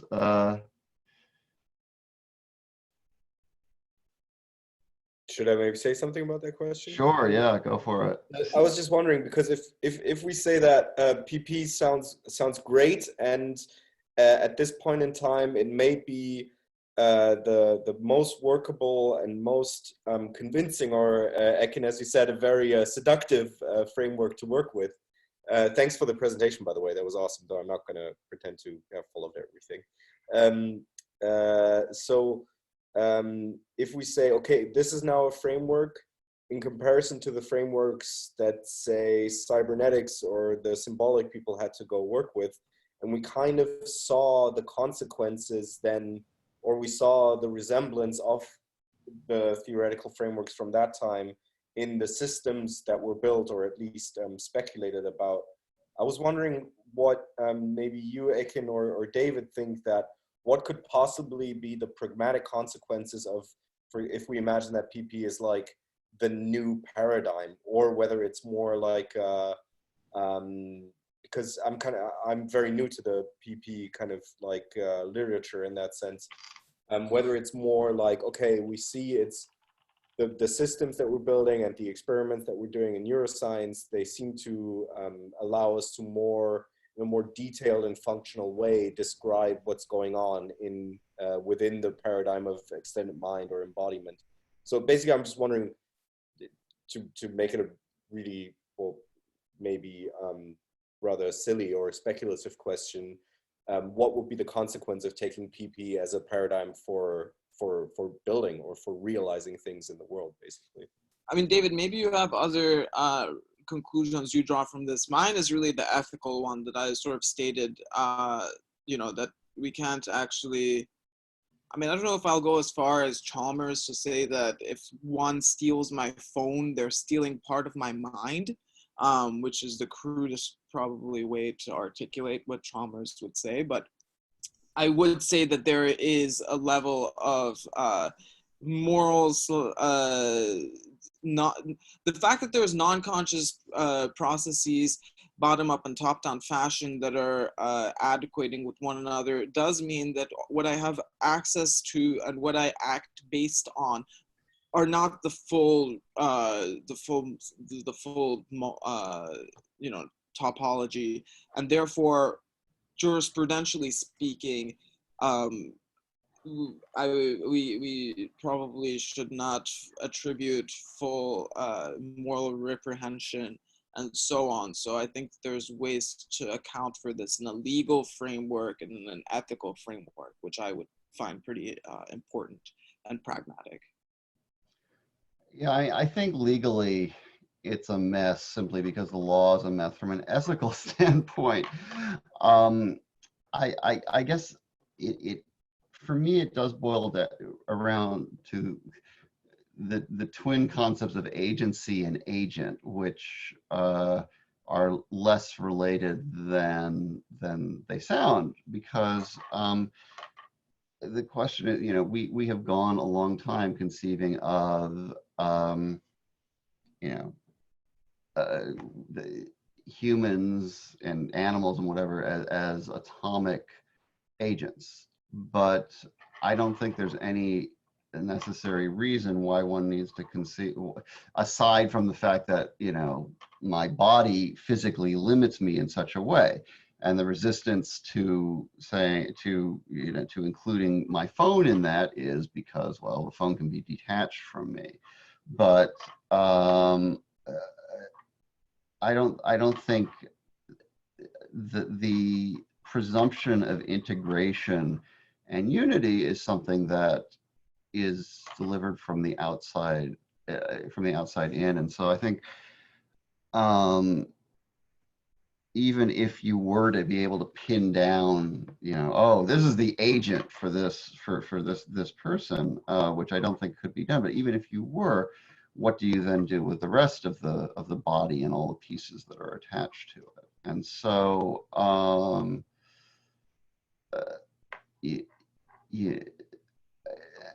and so from an ethical standpoint, you get into this position that effectively ethical judgments are manifesting themselves as collective punishment. And what the hell do you do with that? If you're a bundle of agents instead of one single agent, how on earth do you how on earth do you adjudge that?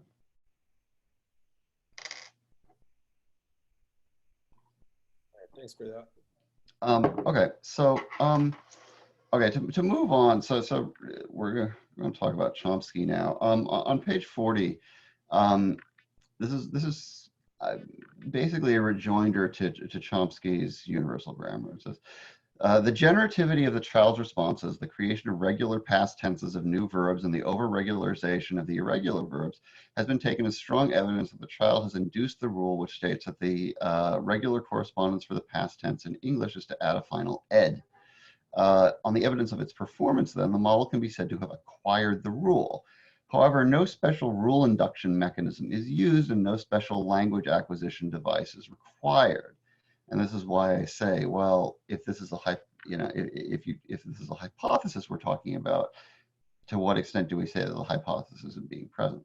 The model learns to behave in accordance with the rule, not by explicitly noting that most words take ed in the past tense in English and storing this rule away explicitly, but simply by building up a set of connections and a pattern associator through a long series of simple learning experiences. The same mechanisms of parallel distributed processing and connection modification, which are used in a number, serve in this case to produce implicit knowledge tantamount to a linguistic rule. The model also provides a fairly detailed account of a number of the specific aspects of the error patterns children make in learning the rule. In this sense, it provides a richer and more detailed description of the acquisition process than any that falls out naturally from the assumption that the child is building up a repertoire of explicit but inaccessible rules. All right.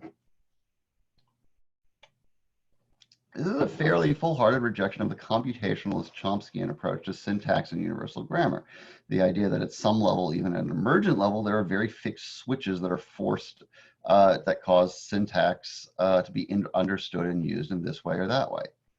McClellan, Rummelhart, and Hinton say that yes, it may seem that rules are getting acquired, but the acquisition and application of those rules are not definite matters, but instead a matter of weights and stochastic processes being adjusted to the point where there is no functional difference between what the network is doing and what an explicit rule-based organism would do. So in that sense, it is anti-functionalist in that they take the black box approach and use it to show that the computational symbolist model isn't necessary, and then point to the brain and say, we don't need anything more than a neural network to do it. It's a very clever move, appealing to neuroscience just as the symbolists appeal to Gestalt psychology and just as the cyberneticists appeal to behavioral functionalism. And again, I think shows the fundamental historicism of the evolution of AI and how it's grounded in its evolving conception of human behavior and psychology. So as to answer whether PDP-based pattern recognition is sufficient or not for intelligence, I think there's some hedging, but PDP certainly says that this sort of pattern recognition gets you much further along the way than the symbolists would ever admit. And alongside the condition of pattern recognition is the necessary condition of learning. I say this because the way that PDP sets up its problems, there's no single way to create the perfect pattern recognizer ex nihilo. Because a given network for pattern recognition is ultimately a black box, even if we can peer at its innards, it becomes something of a violation of common sense to program it ahead of time with the right weights in its nodes and the right function. Because PDP and the problems it treats are set up inside the paradigm of statistical testing and reinforcement of correct behavior, to hand code a PDP network is to avoid solving the actual problem. The learning becomes the solution. And that's a very Peircean move, though it is more restricted than what Peirce argued for. In A New Theory of Categories, Peirce portrayed category acquisition as an empirical and error-laden process, one of prescinding new categories from finer or equally grained existing categories. And I'll send a link in case you want to read along, because this essay is sort of a nightmare. Okay.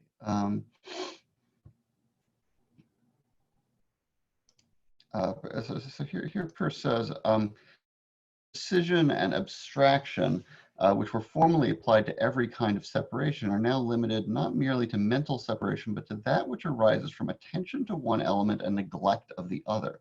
Exclusive attention consists in a definite conception or supposition of one part of an object without any supposition of the other. I can prescind red from blue and space from color, as is manifest from the fact that I actually believe there is an uncolored space between my face and the wall, but I cannot prescind color from space nor red from color. The essence of this passage is that conceptual categories are learned through a process of selective attention. And here, as is typical for Peirce, he's eerily prescient of the future, and specifically the cybernetic ideas that we saw, for example, in Breitenberg, that knowing which distinctions are important and which to throw away is an integral part of adaptive survival behavior. Moreover, Peirce is effectively talking about, in his attention here, about selection, a selection process. PDP does not work at this conceptual level, but from an archaeological standpoint, I want to suggest that there's an analogical confusion that comes into play. Because the learning-based pattern recognition that's a part of PDP is ultimately a matter of creating a coarse-grained distinction or partition out of many fine-grained distinctions, that is, the features and the differences between them among data points, it's very tempting to see such a process as analogous to that of sorting out coarser-grained concepts from finer-grained concepts, something that I would argue machine learning in all its forms has never managed to do. The question for any sort of machine learning model, like the PDP models we're considering, is whether the weights that are giving more or less importance to a given feature ultimately result in some sort of qualitative distinction being made conceptually. And the argument Marcus and others gives is that no, it doesn't.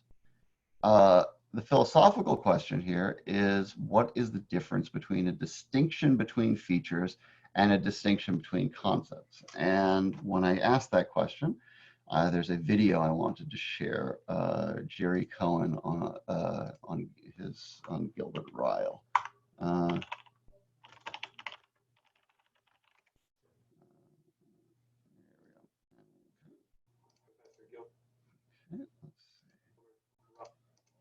This is short.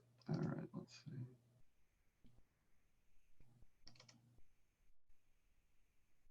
Okay, is the video showing up? Yes. Okay. My late supervisor at Oxford, Professor Gilbert Ryle. thinking and meaning are the same kinds of thing, but they're not the same type of thing, because kinds and types are different sorts of things, even though they're alike in nature, since sorts and natures, though similar in character, differ in dimension, because characters and dimensions, though akin to one another in form, are contrasting in significance. There's a distinction between nature and character, and there's a distinction between character and significance. But the difference between nature and character is a different kind of difference from the difference between character and difference.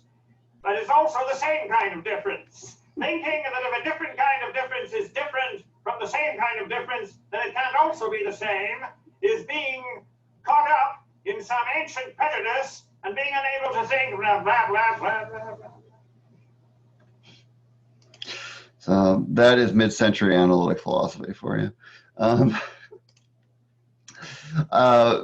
Can we just note that he doesn't speak like that usually? This is Who, Ryle? well, I mean he's G.A. Cohen. Well, he's doing an impression of Gilbert Ryle. I just meant for people who are seeing him for the first time. And he does a good impression of Karl Marx too. His videos are pretty funny. But unfortunately, I think we are saying, what is is there a difference between the distinctions among features and distinctions between concepts? And I think that is at the very heart of what's being debated in terms of thinking. The symbolists had sharply defined logical semantic concepts, but the distinctions between them, which is to say the differences in the functional roles they played within the symbol systems, were not robustly defined and were too sharply limited to be workable outside of extremely contrived and limited settings. The PDP approach means to split that difference by looking for a more generic method, although one that needs fine-tuning in its particular cases, but a method that can function as sort of a black box. They care about the insides of the black box, but the contents of the black box are still comparatively generic compared to the symbolist model. And that's how they get to learning, because learning is what tunes these generic models to be specific to the particular environments. You begin with this basic canvas of pattern mapping, which has certain capabilities, and then you start giving it feedback on what it's doing right and wrong. What you don't do, however, is move up a level in abstraction. In making these partitions, you don't seemingly get to the higher order, not explicitly at least, the higher order level of concept formation that Marcus and the symbolists both complain about. And some of the PD people admit that, yes, it is one hell of a mystery as to how the mind does that. But others see the process of learning-based concept formation and category acquisition as nothing more than the scaling up of these sorts of models. And that is where the eliminative connectionism comes in, that this partitioning is somehow all that is required. So is that scaling up a difference in scale or a different in kind? And is that difference a different kind of difference? Well, consider the Kant proposes that we are only given two a priori categories, space and time, and that we acquire the rest of them experientially and cognitively. In doing so, we have the faculty of judgment, which lumps raw sense data into one category or another. This combination of visual input is a dog. This combination of oral stimuli is the word hello. The faculty of judgment can be considered to be at least approximated by a machine learning model. Kant imagined a free play of the mind in which there was some liberty to combine sense data and cognitions and existing categories in one way or another in order to produce a variety of judgments, and that this free play was a great form of creativity in the mind. One of the great difficulties one encounters in Kant is the question of by which criteria any judgment can be said to be made. In other words, how do I know if something's a dog rather than by already knowing that that thing is a dog and having the criteria for saying that's why this is a dog? How do I learn that? Person machine learning answered this problem by saying that it's an iterative and error-laden process of learning. You change your judgments based on empirical feedback from the world as to whether your judgments are working well for you or not. I'd suggest that in giving this answer, by provisionally adopting a black box approach in which they say that no matter what the organization of an organism or some organism's brain, it must be able to learn in response to its environment with regard to fulfilling some specified criteria of success, that by adopting that approach, they're very much taking Peirce's stance towards Kant. And that in turn puts the symbolists in a very Kantian position in that they too are concerned with what Kant could call pure cognition. But they also have this bootstrapping problem of being unable to specify the faculty by which cognition emerges. The symbolists may have the transcendental condition of necessity right in requiring some sort of mechanism of semantic symbol manipulation, using symbol in the loosest possible sense, even to mean concept. But they're unable to connect the realization of that condition with a valid faculty of judgment because they're locked in this space of pure reason in which they can't get access to the intuitive connections to the stuff of reality. And if you hold on right there, I'm going to refill my glass of water. I'll be right back.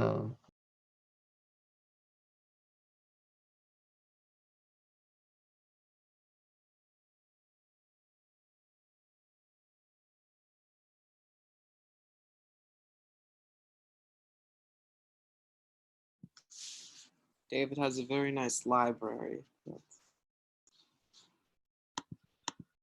Indeed.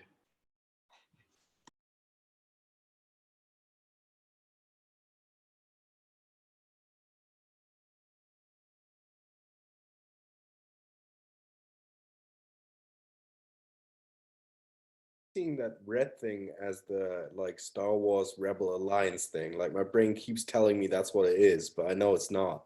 Yeah, I don't know what it. I was looking at that too. Yeah, I don't. It looks a lot like that. I think it, but it's some sort of award. He said it in one of the seminars, I think. It's what? A word? I think it's an award. Yeah, it looks just like the Rebel Alliance, but missing. There's like one more wave to it. You mean on the above the CDs? Yes. Didn't he say that was it's for magma, like the rock group? Isn't that what he said? David. We were looking at your. It looks a lot like the Rebel Alliance, the red and black. That thing? But it's an award, right? The red and black thing? Yes. Nope, not an award. You know, it's Reza's favorite band. Aha! Ah. Okay. Okay. David mentioned that. You mentioned that in the class. I don't know how many of you have heard Magma, a crazy French group that sang in their own made-up language about science fiction wars in the 70s. They're still around. Well, if the original Dune had been made into a movie, it would have been part of the soundtrack. Magma would have. Yeah, and believe it or not, there was even a Magma-like band called Dune. That's how much this resonated with. Is there a grammar to the language, a semantic richness? Ask Reza. I bet he'd know. I'm not actually sure. I'm not sure. I don't know if it reaches the level of Klingon. I don't know. All right, okay. If we, so connections is speaking of reality. Okay, if we take Kant's famous statement, thoughts without content are empty, intuitions without concepts are blind. Symbolists are in the position of having thoughts without content. What's called the background knowledge problem or the context problem or the problem of pragmatics can be said in a pure form to be the problem of content, that these physical symbol systems they build that have they have thoughts in the sense of having symbolic markers being manipulated, but these symbolic markers lack the sufficient weight of actual content. A PDP approach, on the other hand, has the opposite problem. They have a provisional faculty of judgment, but their difficulty comes in bootstrapping that to the level of conceptual category manipulation. Deep learning has shown some promise in autonomous feature generation and selection, but my take is that there's still this great mystery by which how on earth these empirically specified features can somehow be raised to the level of actual concept can specify in our own ontologies for those PDP networks. They can pick out features within an ontological category, within space or within language, but they cannot prescind in Peirce's sense a hierarchy or greater division of their own conceptual realm. So while PDP networks do have, can be said to have concepts, they remain the concepts that we hard code into them, not concepts that they can engage with and play with in response to their learning. Their intuitions are captured in the faculty of judgment which they implement, but in the absence of the power of conceptual creation and adjustment, not feature adjustment, but category adjustment, their intuitions are blind, as Kant says. It's not as though the symbolists necessarily have the answer to this problem. Their ability to manipulate categories in large part originates from their extremely austere and impoverished sense of what constitutes a category.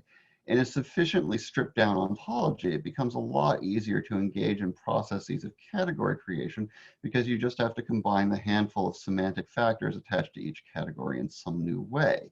I don't mean handful literally, since a symbolist model can be fairly complex and having many concepts or sub-concepts attached to one another. But still, when we compare it to the absurdly elaborate chains of association we can generate from one concept to another in our mind, there inevitably seems to be something missing from even the most complex symbolist model we can conceive of. And even if we imagine a more fluid symbolist model that can adjust itself, we could still ask, is there some higher order faculty missing? And to return to our Chomsky debate from earlier, if we can be said to acquire syntax through the conditioning of weights or activation energies in a neural network, is there then at some point where some higher executive function takes over and directs those weights or activation energies in some more intentional way? Well, contrariwise, if the establishment of a network weighted in such and such an overwhelming way as to give rise to this particular grammar rule, does the establishment of that implicit rule give rise to something more explicit, even at a higher level of emergence? If there are multiple layers of emergent rule-based or conceptual seeing behavior, how do they interact with one another? And that question is where I'd like to stop. Aladdin, is 10 minutes long enough for your presentation? Yeah, it should be, I didn't really time it, but it should be around 10 minutes. Okay. I mean, worst comes to worst, you can... Is that your kind way of saying I took too long, David? I think I took more than 10 minutes. I'm sorry. Nope. Look, I run the show. It's always my fault, okay? So it is not. It actually, presentations were not, if Aladdin tells me his presentation is 20 minutes, we would postpone it till next week. So it is nothing more than me saying, can we do this? No, 10 minutes is fine. I'm happy with just 10 minutes anyway. Take it away. Yeah. So yeah,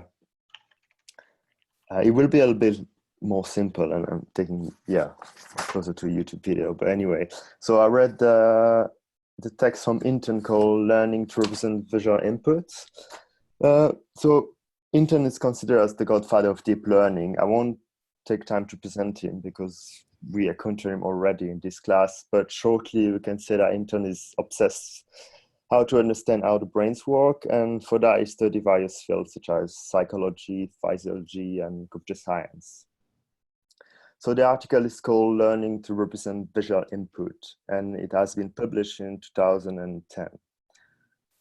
Well, before going through, I just would like to state that my knowledge for this paper is quite insufficient. So if there is any big mistake, just really feel free to stop me and correct me. So Hinton's goal is to understand and develop deep neural network models that could behave like biological living models, and especially when it comes to brain and hierarchical nonlinear model without the need of labeled data.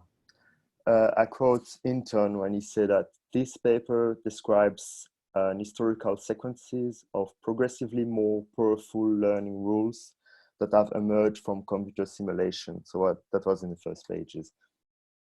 So in the paper, Hinton is going through different deep network models, technique, and teaching methods, such as backpropagating, unsupervised learning, or generative model, incorrect inference learning, which I kind of understand like a negative learning process, and a sort of stackable RBM models and some fine-tuning techniques in order to make it like as he wants.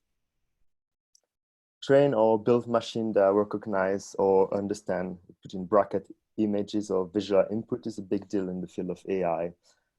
So in the article, Intern first addresses a critique of backpropagation, which, as its name tells, it's a model that allows output error of a system to feedback and influence the process. His words sum up his critique quite well. I quote, "Backpropagation worked impressively well for some problems, but for many others, it did not succeed in using the multiple layers of feature to significantly improve performance.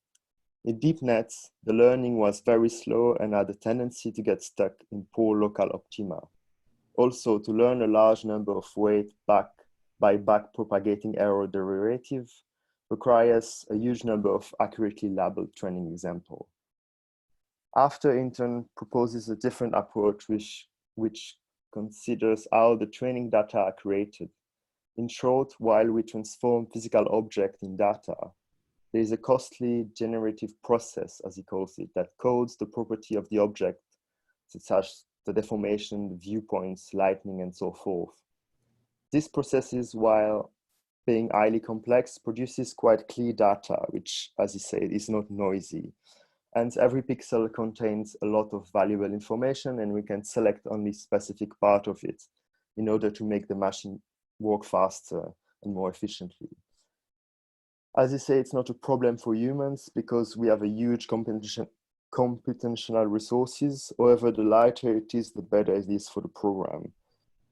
We can maybe take the concept here of the Umwelt in order to grasp that point, at least it's the way I try to understand it. When interns say, I quote, "With very limited computational resources, it may be sensible to try to perform classification by ignoring all the information in the image that is not directly relevant to the class of the object.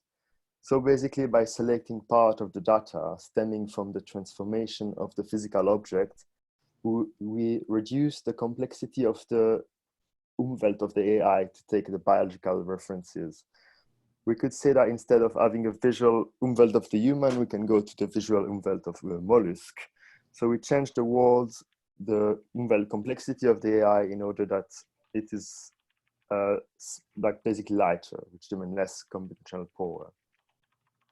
This process is also referred by Intern with the term graphical models. However, this mostly created biased sample because of what he called explaining away. So in short, this is a problem that derives from the samples. For example, if right now you feel that I'm stressed presenting, it could be because it is recorded or because I'm late in my work for next week. But as you say that the class is being recorded, so this explain away, put away the other potential cause.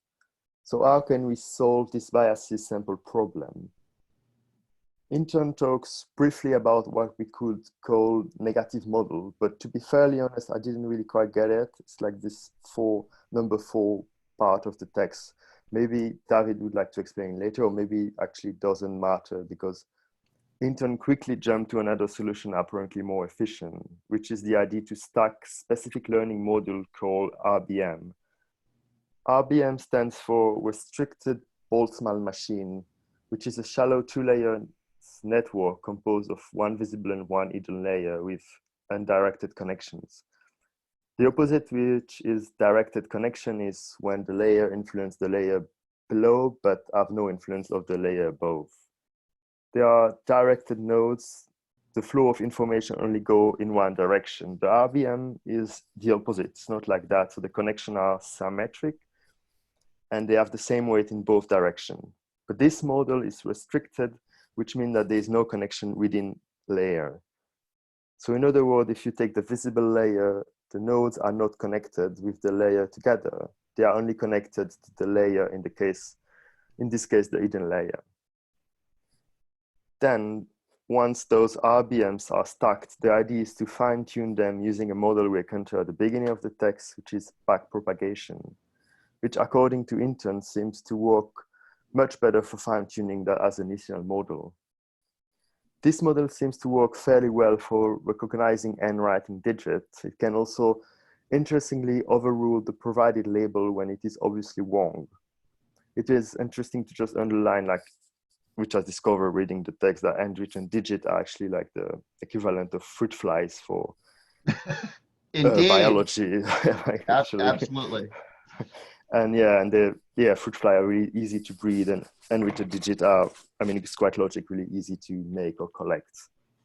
So the deep belief net composed of RBM still need a last fine tuning. As Ethan said, they are really good for modeling binary data, but clumsy to generate structure.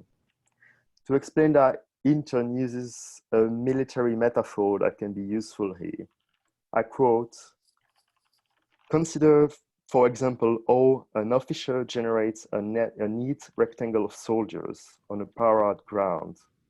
Instead of directly telling each soldier exactly where to stand, the officer tells them roughly where to stand and also specify lateral interaction between the soldier that ensure regular spacing. This greatly reduces the bandwidth of communication required between the officer and the soldier. It is simply the idea to introduce hierarchy into the system in order to discharge each layer with simpler function and make them faster and more efficient. The deep belief can be modified in order to allow hidden units to modulate more freely. This is idea and inspired again by biology. For example, in mammal, there's a hierarchy of single cells that becomes more tolerant to variation each time we ascend it. So the first level alone could be described as binary, and the more layer we add, the more tolerant the system becomes, hence the more accurate.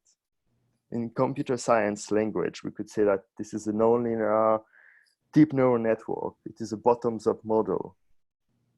So in short, what Intons proposes is a deep belief nets, which structurally similar to a multi-layer network, but the difference is in the training. Inton conclude that as computer will become more powerful, this model will become more efficient. So I don't know if it was 10 minutes or less, but yeah. Perfect. Thank you. Thank you. To answer your question, I mean, yeah, the incorrect inference session isn't particularly important. What it relates to is just, Hinton is trying to figure out workable way to basically, to train and reinforce these networks, because it seems like computing, doing the partitions just requires too much processing, not just too much processing for a computer, but too much processing for a brain. And one of the approaches he suggests here is, well, okay, instead of computing the right function, you compute a function you cheat. You compute a function that's a lot easier to calculate, but that approximates the right function. That's really all there is. But then he moves on to the restricted Boltzmann machines, and as it turns out, this paper was hugely influential on one of the papers, on one of the other papers for deep learning, where Google ImageNet actually managed to start classifying images with what at the time seemed to be a crazy level of accuracy. Not great, but just ridiculously better than anything that had been seen to that point. And that's in deep learning reading.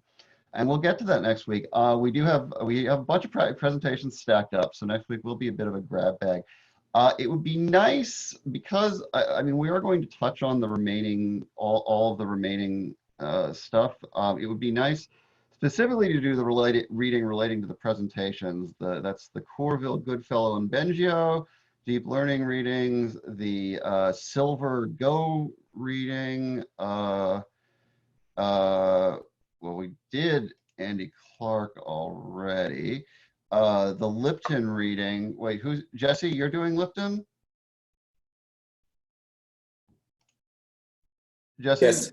You're doing, okay. The Lipton reading, which is a great paper, and the Buckner, who's doing Buckner? Stefano? Stefano's here? He's not here. Did he say he wasn't going to be here? He was, but oh, he left. Okay. Okay. anyway, yeah. So so those would be good. It would be nice. It would be nice to at least skim the remaining of them. If you get bogged down, feel free to drop whatever it is that's bogging you down and move on. And I can't believe we were almost at the end. God. Yes. It's funny. Lauren, who was here last week, asked me like, "Oh wow, you know, how many more sessions do you have? I want to start attending." I was like, "Just one." It's like, what? Like, I know. Chalmers, the most metal. Yeah. He like has a few songs that he sings. Yeah. One of them being the Zombie Blues. It's Yeah. good. How many of you, do any of you know the scumbag analytic philosopher meme? No, but I'm Googling it right now. Okay, well, here's the best one. Let's see. Let's see. Can I do this? I can't do that. Okay.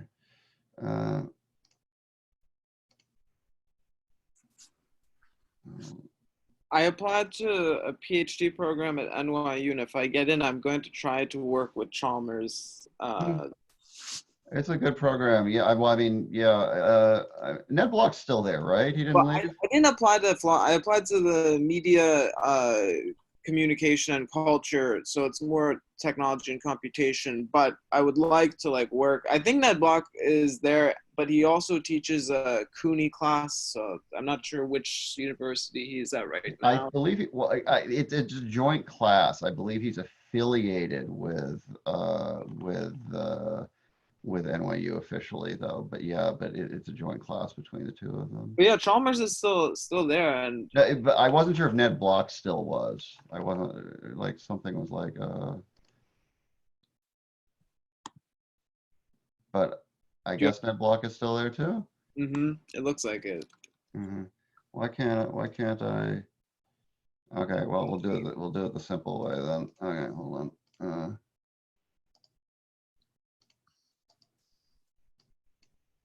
Okay. I'll leave on this.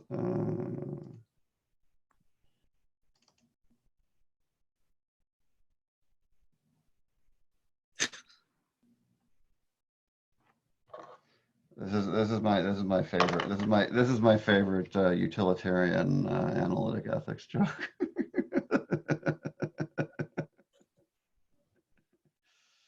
What can I say? Are there other people that it's used for, or is it just?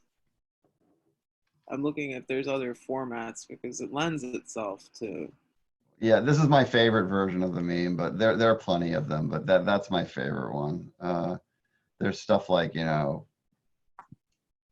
theorizes quantum physics can't solve second order equation. Oh yeah, one other continental connection. I forgot. Any thoughts on Eduard von Hartmann, Aiken?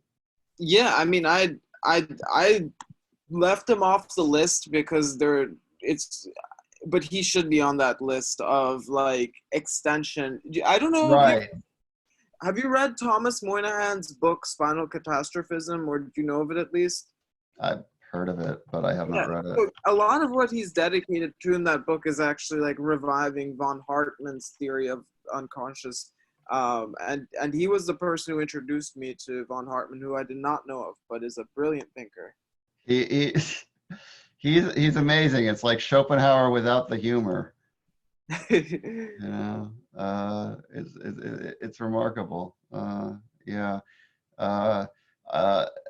It is hard to sort of make use of him in many contexts for obvious reasons. But I do think there's like a valuable I don't know. It's easy to dismiss, that grammatization, media's extension as being not really founded on anything scientific. But I think once you bring like Chalmers and Clark into it, it actually seems like a worthwhile project to bring both worlds together, kind of. And I'm interested in pursuing that project. Yeah.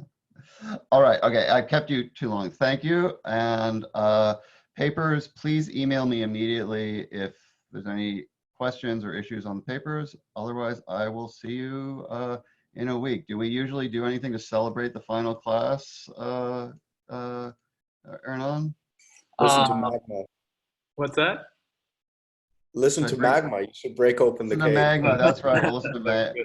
They aren't. I need a like something related to AI or something. Voivod or something. I don't know. Chalmers would have been a Voivod fan, right? Mathcore, yeah. Polvo sounds like it could have been written by an AI. So yeah.